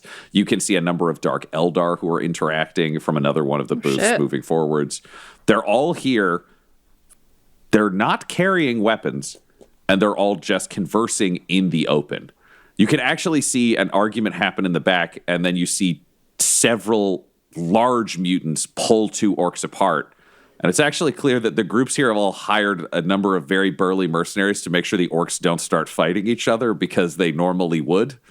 But the market was like, oh, fuck, they're going to kill us all. So it's just a couple of hulking mutants waiting to separate orcs and then get them to sell things. Everything you can imagine is on sale here. They may not be carrying weapons, but there are guns on the counters. There are explosives. You're seeing warp tech. You're seeing cages of slaves. It's all here, from the most expensive, fanciest stuff to the cheapest things you can imagine, along with food and other items. The one thing that you see constantly are rubricae patrolling the areas. These are full-scale space marines with a strong Egyptian flavor, one might say. They are in teal and azure armor with gold around the edges. There are lots of gold and blue interlocking bands. Their helmets go up into sweeping kind of column designs, and they carry the Ouroboros on their shoulder. That is the symbol of the Thousand Suns, the snake eating its own tail. They seem like servitors to you. They have glowing yellow eyes. You never hear any of them talk as they pace around, and they are moving in straight lines. Their their bolter is held across their chest, and they just stalk forwards at a steady, rhythmic pace. Stop, turn very sharply, and stalk the next thing. It feels like it's almost an automated path they are all doing. Azrael, can you roll me a perception? Sure. Difficulty 3. Sure thing. Okay, just straight. That's it? Yep. All right. 2 successes, 3 threats. You reach out with tendrils of the warp to see what you can feel from the rubricae. And what you feel is tremendously unsettling to you, which is what the threat represents, because it just throws you a little off balance, because it feels like they have a shadow of a soul, but not a soul. It is a reflection of what used to be there. They're capable of only the most rudimentary thoughts, and trying to understand or see into their minds is like looking into a wall of smoke. But it is the smoke and ash that you can sense of like the greatest and most personal, intimate destruction. So it just sends a shiver down your spine, and you realize you do not have the power to turn any of them towards you that you were aware of without getting very fucking clever about it, because they are tremendously hollow. There's no negotiating with them. You either overpower it, you drive it like a bus, or they are whatever they were programmed to be. Yeah. What do you do to try to get yourself set up in a thoroughfare to find a main arterial route and claim a booth? Karl would be heading to the center of this market to see First to like take in as much as possible, but also to see if there is a spot that we could set up where there's like more traffic, more odds of seeing Sindrin, instead of, off on the outskirts and just building out. Yep. As you move towards the center, you start to see that there are 3 central buildings, all of which are very tall. One of them appears to have a bunch of mutant logos and icons on it. You can hear what you'd recognize as pound, which is sometimes known as twist music, but it is a specific kind of heavy metal, electronic, ugly as all hell rave dance music coming out of this building. It is heavily enforced. There are very large, burly mutants outside. When you look to the next one over, you can see that it is a Beastman compound. You're hearing a lot of drumming from within it. These buildings are 4 stories tall, inconsistent windows, flashing lights from within. This one has a big bray stone at the very top of it, which is of religious significance to the Beastmen. You'd figured this out when you'd kidnapped enough of them, because they'd come on board and basically build themselves a den and then all get murdered in it. But they would consistently do that. And then the third building has the sigils of the Dark Eldar, or the Drukhari, which is their term for themselves. So the Dark Eldar to you guys, because you guys don't know shit about the Eldar. But bladed sigils. You can see security out front, a number of kind of like heads, skulls, things on pikes outside. There is a soporific musk that you can almost see surrounding the building. And what you realize as you approach this central thing is these are the entertainment buildings. These are the big bars. These are the nightclubs. These are the brothels. And you can see on the top of each building, there's the Braystone at the top of the Beastman building. And then it would appear to be that there is almost a patio bar on the other 2 as well, that you might be able to trade your way in and up to if you wanted to get the highest vantage point over the whole town. However, 3 different factions that you would have to approach as you went in. I would say Flynch is carrying the warp beacon, which is about the size of a briefcase. As we said, it's kind of companion cube sized. Right. Well, to Karl's eye, does he know that the Son of Perfection is likely a Slaanesh worshiper or follower? Yes, chanting? that would be no question. Yeah, okay. So then probably the entertainment building would be just a stronger chance of seeing him, or someone who follows him or something like that would be there. So Karl would be inclined to enter the Dark Eldar building. Great. Would you say that to your friends? Would you just go towards it? I will say Thrauk gave each of you the equivalent of like a pen with a red button on the top that you all carry on your person, which is the locator beacon. You hit the button, it shows up on his suit, fucking comes there and kills Sindrian. Okay. Did you say they were all entertainment buildings? Yes, all 3 of them seem to be entertainment. The Beastman one's a little bit more of a question mark. You can't tell because their religious ceremonies tend to involve a lot of rhythmic chanting, drumming, getting drunk, fucking. Like they're just kind of animalistic monster people. Okay. So it could be a nightclub or it could be a church. It's a real tough call with that particular species if a Braystone is involved. So it's Beastmen, Dark Eldar, and mutants. Karl would say to the group, it seems clear to me that the Dark Eldar faction would be our best bet at tracking down Sindrian. I say we try to gain entrance into their facility here. Have we anything to trade?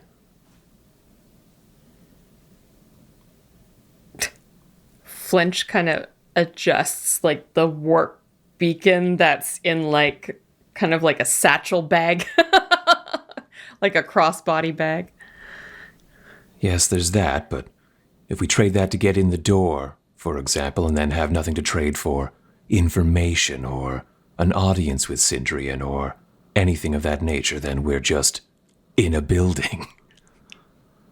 Is there anything else? Or is it just the one big ticket item to get us through all of this? We always have you. And you. And him. Points to Azrael. Azrael, you know things. Is this a place where one could trade information for access, equipment, other information? Man, would there be anything that I had gleaned from seeing the path forward? Is this on the path? Or the only thing you were told was like going for the obvious route. That's like don't fuck around. You want to find Sindrian and signal to Thrauk. You don't want to try to manipulate this in any other side way. Yeah. According to the gods. Totally. If this is the seeming most obvious thing, the less we can interact with people here and the more quickly we find our prey is what we should do. So, Ryan, we were told by Thrauk to set up a stall. Set up a stall? I mean, Thrauk just wants you to find Sindrian. That's Thrauk's big goal. No, I'm Thrauk just like, did we... So we didn't bring anything to specifically trade? The warp beacon was what he gave you. That was it. Okay. I mean, if you want to say that you like gathered a bag of like trinkets and shit, sure. Like you could loot a bunch of corpses and be like, hey, we got a bunch of we can consider that to be like the equivalent of stress. It's just like, yeah, logically you would have been like, yeah, we got a bunch of like kind of shitty guns and jewelry and who gives a fuck. I mean, you'd all be aware that that's not very valuable in the warp, but it's around. Yeah, but these are so you tall, go, Azrael. You're carrying buildings. A bag of shit. There we go. All right. This is a particularly pointy bone. Eldar like stabbing things. Before we go in there, we should all agree that if we think we see Sindrian, we should make sure it's him first. You know what's going to happen to us if you call Thrauk prematurely. For some other glamorous-looking champion or someone who's lying for credit or clout. We should investigate a little further before spotting him and calling the beacon.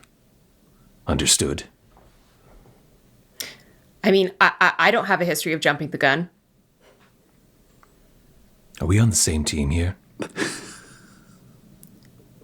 Are we? Yes, we are all on the same team. Say, yes. Flynch, you've heard Karl say he's going to kill you in a mission from the gods like 100 times over your recordings from the ship currently. What? But Karl does not know you've heard any of it. It calls me traitor in every single interaction. That is true. He does. That alone. I'm not saying you're friends. I'm just flagging that you know he's actively said he's trying to kill you for the gods. He does not know you know that. Right. Alrighty, so you approach the Dark Eldar structure. We're doing it. Might as well start there. Outside, you see 3 Kabalite warriors standing just blocking the path. It is clear that they don't carry weapons. They're not here to fight people who try to come inside, but they are using their physical bulk to block the doors. And when you look behind them, you can see a number of what are generally deemed racks or grotesques. They are homunculus-built nightmare creatures where they have been kind of juiced up. They've had blades built into their flesh. They tend to stand tall, large, very dangerous. And again, in this case, you can see they've just been bulked out like a motherfucker. So there are 2 barred doors you can see through to see these racks, and they are just sitting down, holding the doors shut with their massive bodies. So if you were to try to shove your way past the guards, who probably wouldn't fight you because they don't want to die, you physically couldn't open the doors because they have these genetically modified nightmare creatures just blocking them. And it's the one entrance in and out of the ground floor of this building. Above, you can see various kind of empty window panes. There's a wall blown out on the 3rd floor that is just an open space. But you are approaching. The Kabalite warriors themselves, they stand tall. They are super thin. We're talking Olympic runner, like professional marathon runner thin, but with a grace that is so far beyond even what we see as ballet dancers that it's almost unsettling. Everything they do is beautifully articulated, even if they stand, raise a hand, talk. Their armor is fitted. It is very different than anything you would have seen in the Sanguinary worlds, though you may have seen some of these Dark Eldar or Drukhari in passing, solely because you're going to, at that scale of an empire, you're going to team up with whoever shows up and around, and they do make trades for stuff. But it is fitted. It is a work of art unto itself. All of their different small sections of armor are segmented, interwoven. What you're seeing with this armor is that it's a combination of black, purple, and a shockingly bright blue. The label over the door is written in a number of languages. It's written very large in a curving, aggressive, vaguely creepy Dark Eldar script. But you also see it listed in Orc, a number of different alien dialects, a number that are runic and hard to look at that are very clearly written in a number of warp languages. And then you can see in Gothic that this is the Cabal of the Envenomed Rage is the group that owns this building. The 3 guards out front are all standing in full helms. They look down on you through eye lenses. You can't see their expressions, but you can feel the disdain and arrogance coming off of these 3 guards as they stand there. Who is going to lead this conversation? Who's at the front of the group? Karl, I think, would still be at the front unless anybody stepped up in front of him to take a shot. Karl is welcome to risk his neck in Flynch's eyes. And Azrael will be right next to Karl, and as they approach, he will just completely stand up. So he is a little bit taller looking now. Does he display the wings, or are the wings still hidden? The wings are still hidden, but you can see he's got a bulk and this big stick, and he's just to Karl's shoulder side. Hello, pathetic apes. What can the Cabal do for you today? And more importantly, what can you do for us? Hello, we would like to gain entry here to peruse your surfaces and partake of the finest luxuries in the warp. And what is your offering for the Cabal? Well, Karl would start with bag of shitty trinkets, gesture to this sack that Azrael is holding, and say, spoils from raids done out in the warp. All for you, all for everyone here. And the Dark Eldar will step forwards and tilt their head down, looking into the bag, and then stand back and shiver as though something disgusting had happened in front of them. And they'll say, for that, I will permit you to look through a second-story window from the outside across the street. Karl takes a beat and says, Which second-story window? If you can get into the Beastman building, you can have yourself a very crude Monkai time. We are not here for a crude time. We are here for elegance and decadence and beauty. Then offer us decadence and beauty. Or something darker. Would you find beauty in a tale or a prophecy? Karl, side eyes Azrael. We don't care for the whims of your gods. We care for pain and power. What can you offer?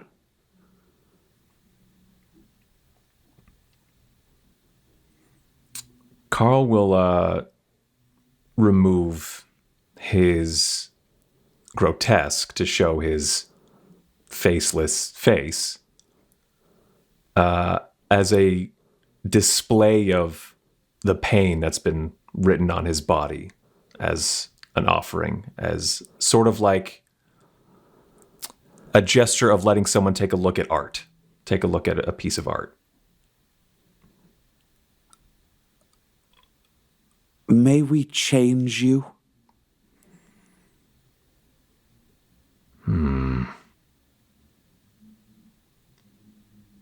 I offer 3 days inside this place in exchange for 1 change to each of you.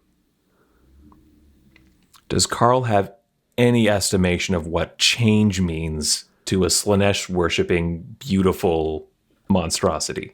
Yeah, so you don't know, like, there's clearly some Slaanesh stuff. From what you know of the Dark Eldar, Slaanesh actually wants to eat all of their souls, so they're trying to get away from Slaanesh, but there's a strong draw there.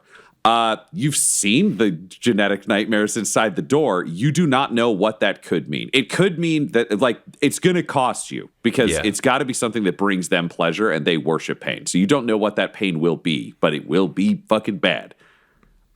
However, you're also smart enough to know that this whole city's going to get fucking torched soon, so you may be able to wait it out, or you may not. You don't know when they'll collect. Yeah. I think if it's pain, Karl knows pain at this point. I think Karl thinks he can tough it out.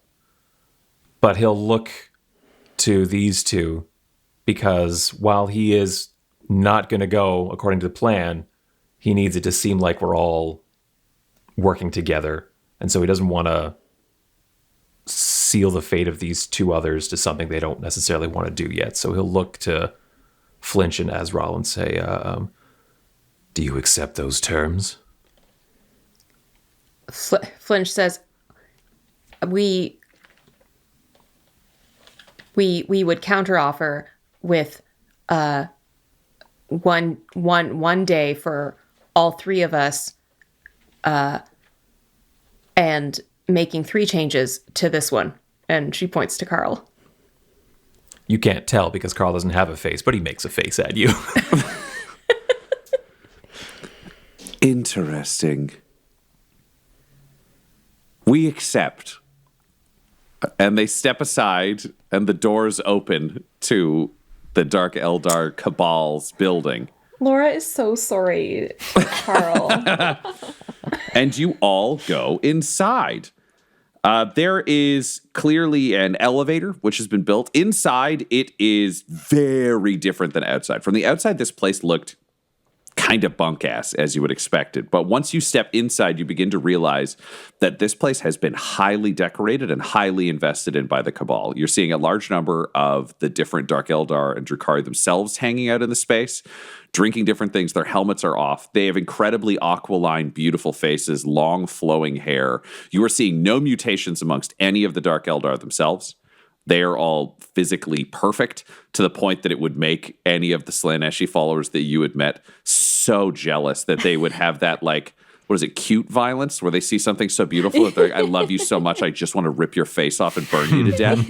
Only they would do that. It's not just a metaphor about how cute someone's baby is. You are also seeing a number of people. It's like an opium den in here. People are just fucked up out of their minds from drinks from a large bar that you see very colorful liquids behind, but drinks are being served. You're seeing things being served that include injector guns that people are blasting into their arms, and a number of drinks that come out smoking, and you're seeing people just inhale the smoke off of the glasses and lean back. There are mutants in here. You don't see any beastmen. You think that may be uncouth based on the descriptions that you got from the Drukhari themselves. You're not seeing any orcs. None of that's there. But there is a rubrique in the corner of the room just overseeing the whole thing. Clearly, the rubrique don't allow any elements of the city to be not witnessed. So, you know, you don't get the chance to be like, come to the 3rd story of my building in the non-violence world, and then just fucking shank a guy upstairs and make it happen. Bane the Magnificent considered all of those details except his own mortality. There is an elevator. There are stairs. You know there are multiple stories to this building. There's the 4th floor at the top, and then there are the 2 more floors in the middle. This ground floor is floor 1. So to be clear, 1, 2, 3, 4. I'm not doing 5 floors. It confuses the shit out of me. I hate ground 1. It's just, I hate that buildings exist that way, and I'm not doing that to you or me today. Okay. What is your plan? What do you want to do? I mean, it's information gathering time. Yeah. Is there like a bartender? Is there someone who would be seeing a lot of patrons and a lot of people coming and going? There is absolutely a bartender on this floor that you can go talk to. Would you all go talk to the bartender? Would you split up? Do some of you want to check different floors? What's your game plan here? Yeah, Azrael would want to go up and find some balconies or windows, because both looking out, like looking in general in this place, but it has a feeling that getting that high vantage point and looking out both over the entire bazaar is what Azrael is feeling. Alrighty, so Azrael's going to the roof, functionally, of the stories. Would you do elevator? Would you do stairs? What's your plan, Azrael? Stairs, very slowly, clunk, clunk, clunk, all the way up the stairs, just taking his time. Great. Azrael's taking the stairs, which no one else is taking. So Azrael, you're making your way to the roof. Karl is going to the bar. Flynch, what do you want to do? Flynch is going in search for like a VIP area, knowing that Sindrian is very ego-driven. You'd want to be in the best place. Great. So Flynch, you go over and look at the labels on the elevator, and you can see that the second floor is the equivalent of the nightclub. It's just listed as like the Pleasure Palace, and you can advance to there. Would you do stairs or elevator? Elevator. Let's just get this over with quickly. Alrighty, so you go take the elevator. Up on the roof, Azrael, you find, as you reach there, I'm going to say first just because I want to work down this building for my own sanity. This is all happening in different times, but I want to do Azrael's first. So Azrael, you step out onto the rooftop, and what you find is you are now hearing a chorus of screams, just a massive screams of agony as you step out into this open-topped rooftop space. And what you see is around the perimeter, there is open space for people to look out into the rest of the marketplace. On the interior, there is a series of bars that are designed to just keep people out of the center area. So you can walk this outside square to the bars at any of the corners, but inside, what you turn around and see is a torture garden. There are a number of homunculi who are just torturing the ever-loving shit out of people. They're peeling flesh off of bones. They're burning out people's nerves. They're doing all the nasty, grotesque stuff, but building them into plants and trees and other elements. There are clearly sound dampeners that you can see that are creating a field around this rooftop space so that the screams are not filtering down into the city. And there is a rubrique in the corner. And this doesn't math out to you until you see a homunculus walk a mutant over to the rubrique. And the mutant says to the rubrique, "Yes, I do this willingly. I serve, I serve." And then they walk him into the garden and begin peeling him like an onion. So they are building this massive space, and you see parodies of trees and flowers and other things. And you have the ability to look out over the whole marketplace while you are here. There are a number of different, I would say, dilettantes from the area watching the garden knowingly, Drukhari that are supervising in general. And then some people who just seem like high as balls, kind of looking down. And as you look over, you see one of those people with their friend go, "There's nothing fun to do anymore." And they jump off the building and just splatter on the road at the bottom. But you see the rubrique on the roof look down to a rubrique that sees the body on the floor and nod. And then both of the rubrique go back to their roots and continue because there was no violence involved. What do you do on this roof, Azrael?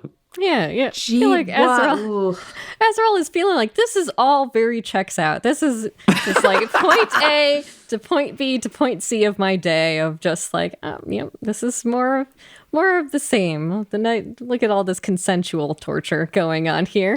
But Azrael, since can tell everybody on the roof, none of these are the people we're looking for, Azrael will just find a nice place on the edge of the roof, buffeted by these screams, and is like, all right, I'm just gonna look with my eyes, but also kind of let my perception be open and see if I can see this person, or anything drawing me in, of basically similarly to Ryan wanting to work from top to bottom of being like, if I look out over this whole bazaar and nothing is drawing me in those directions, then I know we're in the right building and I can go back down.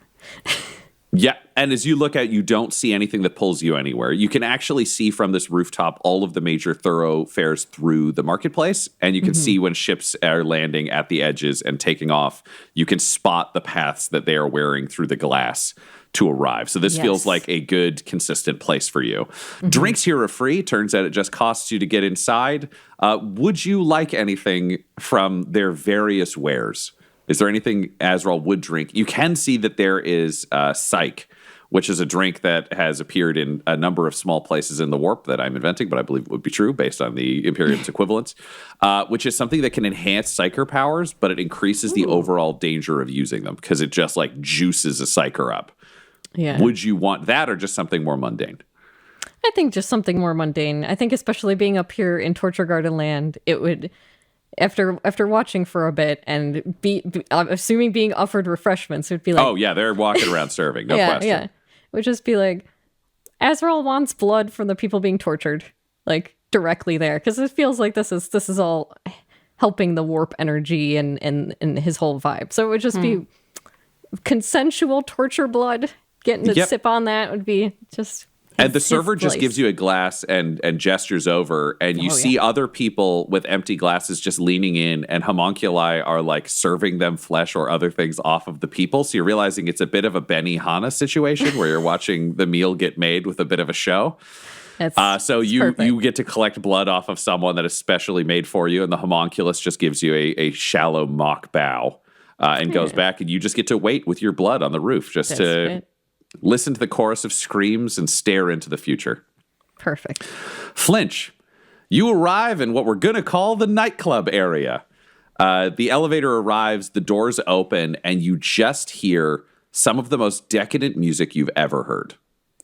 You hear a small number of human instruments, but you're also hearing Aeldari, other instruments you've never heard before, some of them that seem to almost be singing emotions. It's the most beautiful thing you've heard. There is an Aeldari vocalist who is chained to the stage, who has clearly been kidnapped by the Cabal, who is just singing a lament. But it's so beautiful that everybody is really, really into it. And with the drum beat and the other instruments behind it, the emotions of the songs just swirls. It's not one song and then another song with breaks in between in conversation. Yeah. It's bouncing between emotions, between feelings, between vibes. The lights in the room constantly change, and you can see that there are people engaged in every act imaginable all over the place. There's a large dancing corps. There are people that are like fornicating in corners, and there is a hallucinogenic smoke that is being pumped through the place that is hyping everybody. So as you take this all in, can you roll me?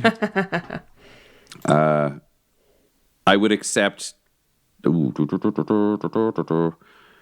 probably discipline, or I would accept resilience. Discipline if you're trying to work through the hallucinations. Resilience if it's just your innate ability to not get stoned from this. Is it weak sauce when compared to the shit you've done to yourself in Nightlord Land? Resilience. Yeah. So resilience, difficulty 3. Okay. I am going to spend a story point because I like the idea of you being high as balls. And nice. It's Dark Eldar stuff, so they are not fucking around. Cool.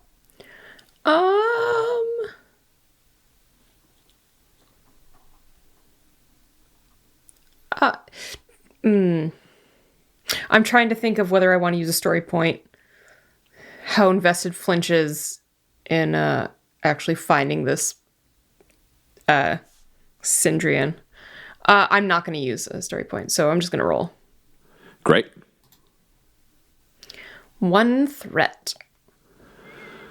1 threat. You don't get completely wasted. It's not like you step into another world of intoxication.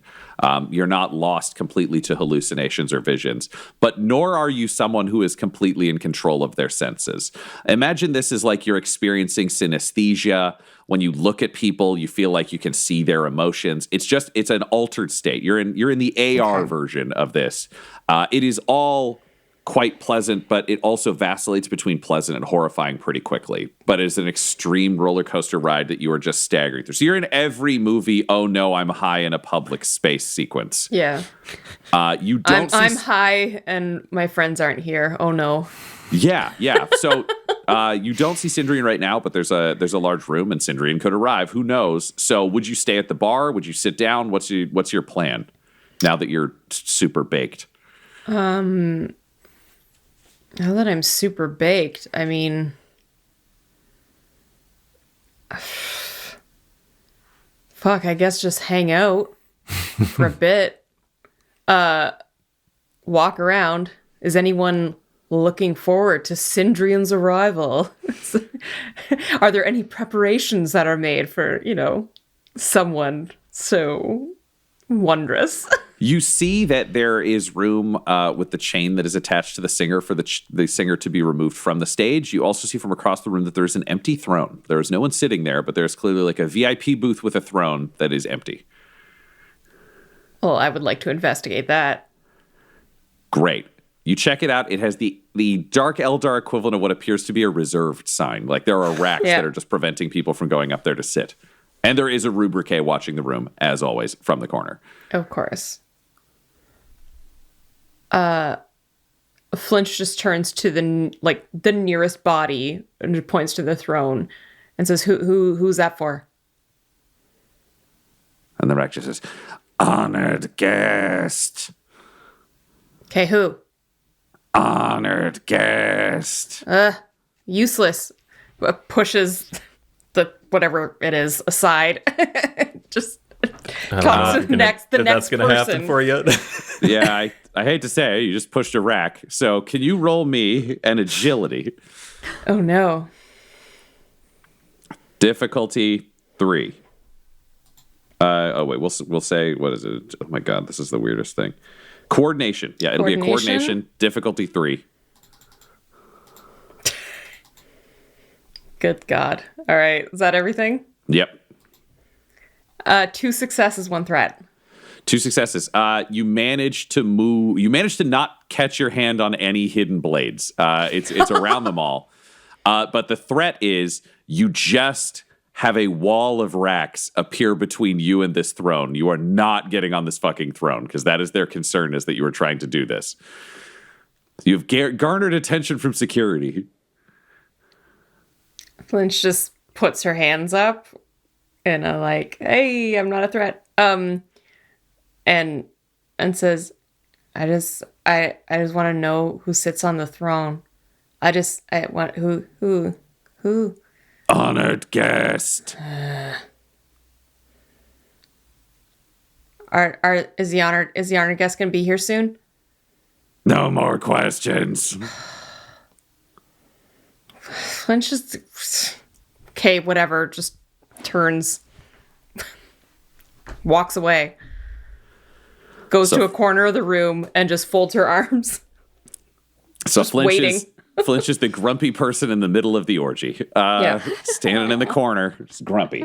Meanwhile, downstairs, Karl, you approach the bar. There is a mutant bartender who was human once, but has 4 arms. So they have the ability to mix a drink with one side while also pouring a drink with the other. It's very impressive to watch, and there's almost a dance-like quality to it. It's very showy.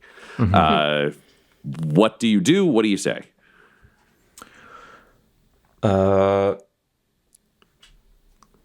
The grotesque is back on, so he's just got this big patchwork skull covering his head, and I think he's got a cloak, so it almost looks sort of Grim Reaper-ish. But he comes up to the bar and finds a seat and waves down the bartender, and says,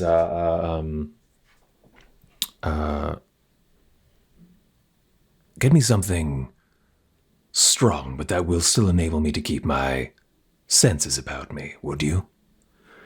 Coming right up, sir. You're going to love this. And he goes through and throws a number of different things together into a red concoction that is bubbling, that is set in front of you in a glass cylinder that is gently twisted from top to bottom. It's clearly a work of art, even as glass, which would be very new to you because you come from cornate worlds where they're not going to be like, and here's our fancy china. Like, that's not really a thing in the sanguinary worlds. Yeah. And just knowing that, I have no face, and that removing this mask might make drinking complicated. Why don't we say it's got an open mouth zone so that you can talk and drink? Well, I was going to say, he'll just point to someone else's straw, and being from a sanguinary world, not knowing what it is, be like, can I get one of those? Yeah, the bartender just twirls one around in a hand and plops it into the drink for you. And I'll lift it as a sign of cheers, take a sip. Does anything happen? I also can you roll haven't me a had resilience? Anything that's real food or drink in possibly a decade or more. Resilience. I might be looking at the wrong part. Resilience there is we go. brawn. Yeah. Thank you. And I have no rank. Okay, so pop. Difficulty 4 because you requested something strong. Yes. All right. 1 success, 3 advantage. It does not affect you terribly much. What you do feel is all of your senses heighten slightly. But what that does mean is you can feel the temperature of the room more sharply. You can see, I mean, it doesn't actually affect your eyes because they're bionic, so that doesn't help you. You can hear a little bit more cleanly, but also you feel all of the pain from your various discomfort facelessness and elsewhere sharply as well. So clearly a strong drug that will keep you very fucking sharp, but in both good and bad ways. Okay. If you finish this glass, it's going to affect you. Okay. Well, as I wince through that first sip, as just everything gets heightened for me, I'll continue to try to speak to the bartender and say, I'm looking for some information. You seem like the kind of person who would see a lot of folk come and go and pick up a lot of chatter. Would I be right in that assessment? I see a lot of things, and, sometimes people leave me things on the bar, and they just make my life a little bit nicer. So, I'm always happy to share a thing if somebody shares a thing. Oh, I have a big thing to share with you if the information is right. Wonderful. I have some information that I'd love to share with you if the thing is big. Let's do a quick little assessment then, shall we? I'll What I show you have for mine you- if you show me yours, big boy. And he's still yes. mixing drinks for 2 other people next to you. yeah. And through gritted teeth, he says, a colleague of mine is holding a warp beacon. And this warp beacon can be used to summon a sort of boogeyman, let's say.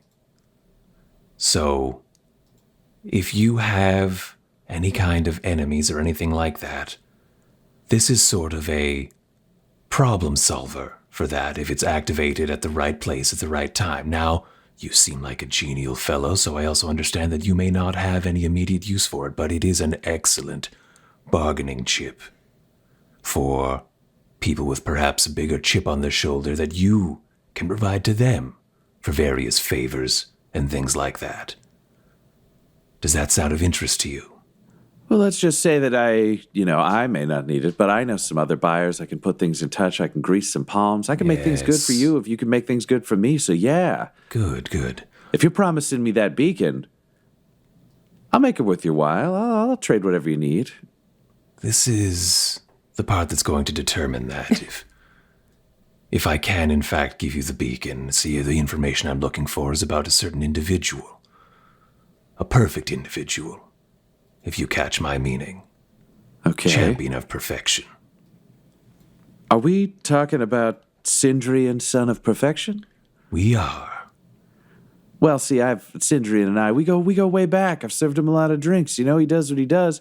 And, he's a VIP who's supposed to get here in about 2 hours, so maybe I could make a little introduction, trade a little warpy beacon, keep myself a little finder's fee, and you go off being friends.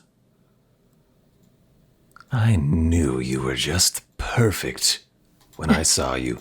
I'll be right back with, that item we discussed. And you just see the bartender's face grow really pale, and he's like, I'm gonna miss you. And you turn around and find a wall of racks with a homunculus in front of them. And a homunculus is, they look elderly, re-stretched. The homunculus's face has clearly been separated and then re-stitched into like a top knot behind their skull, stretched back. They're in black, almost Hellraiser-ish leathers, covered in blades and saws and syringes. And the homunculus just says, Yes, you've made a trade, and it's time to change. it's time to change. Change. And the racks grab you, and you start getting hauled towards the elevator. This episode of the one-shot Blood Pact Requiem features Tyler Hewitt at Tyler_Hewitt on Twitter, Laura Hamstra at Hamstring on Twitter, Del Borovic at Deltastic on Twitter, and our Game Master Ryan LaPlante at the Ryan LaPlante on Twitter. This episode's sound was edited and mixed by Laura Hamstra, and the one-shot's logo was created by Decapitated Markers. This show's theme music is Gothic Trip with Thunderhorse by Damiano Baldoni, and our ads use the tracks No Control and Chiefs by Jazzar, Jahzzar, all available at freemusicarchive.org. When it comes to Dum-Dums and Dice, you can visit our website at dumdumdice.com, our Twitter and Instagram at dumdumdice, and our Facebook at facebook.com/dumdumdice. We have merchandise available at redbubble.com/people/dumdumdice. And most importantly, you can join our Patreon at patreon.com/dumdumdice. That's DUMBDICE. Ave Imperator, and death to all the heretics.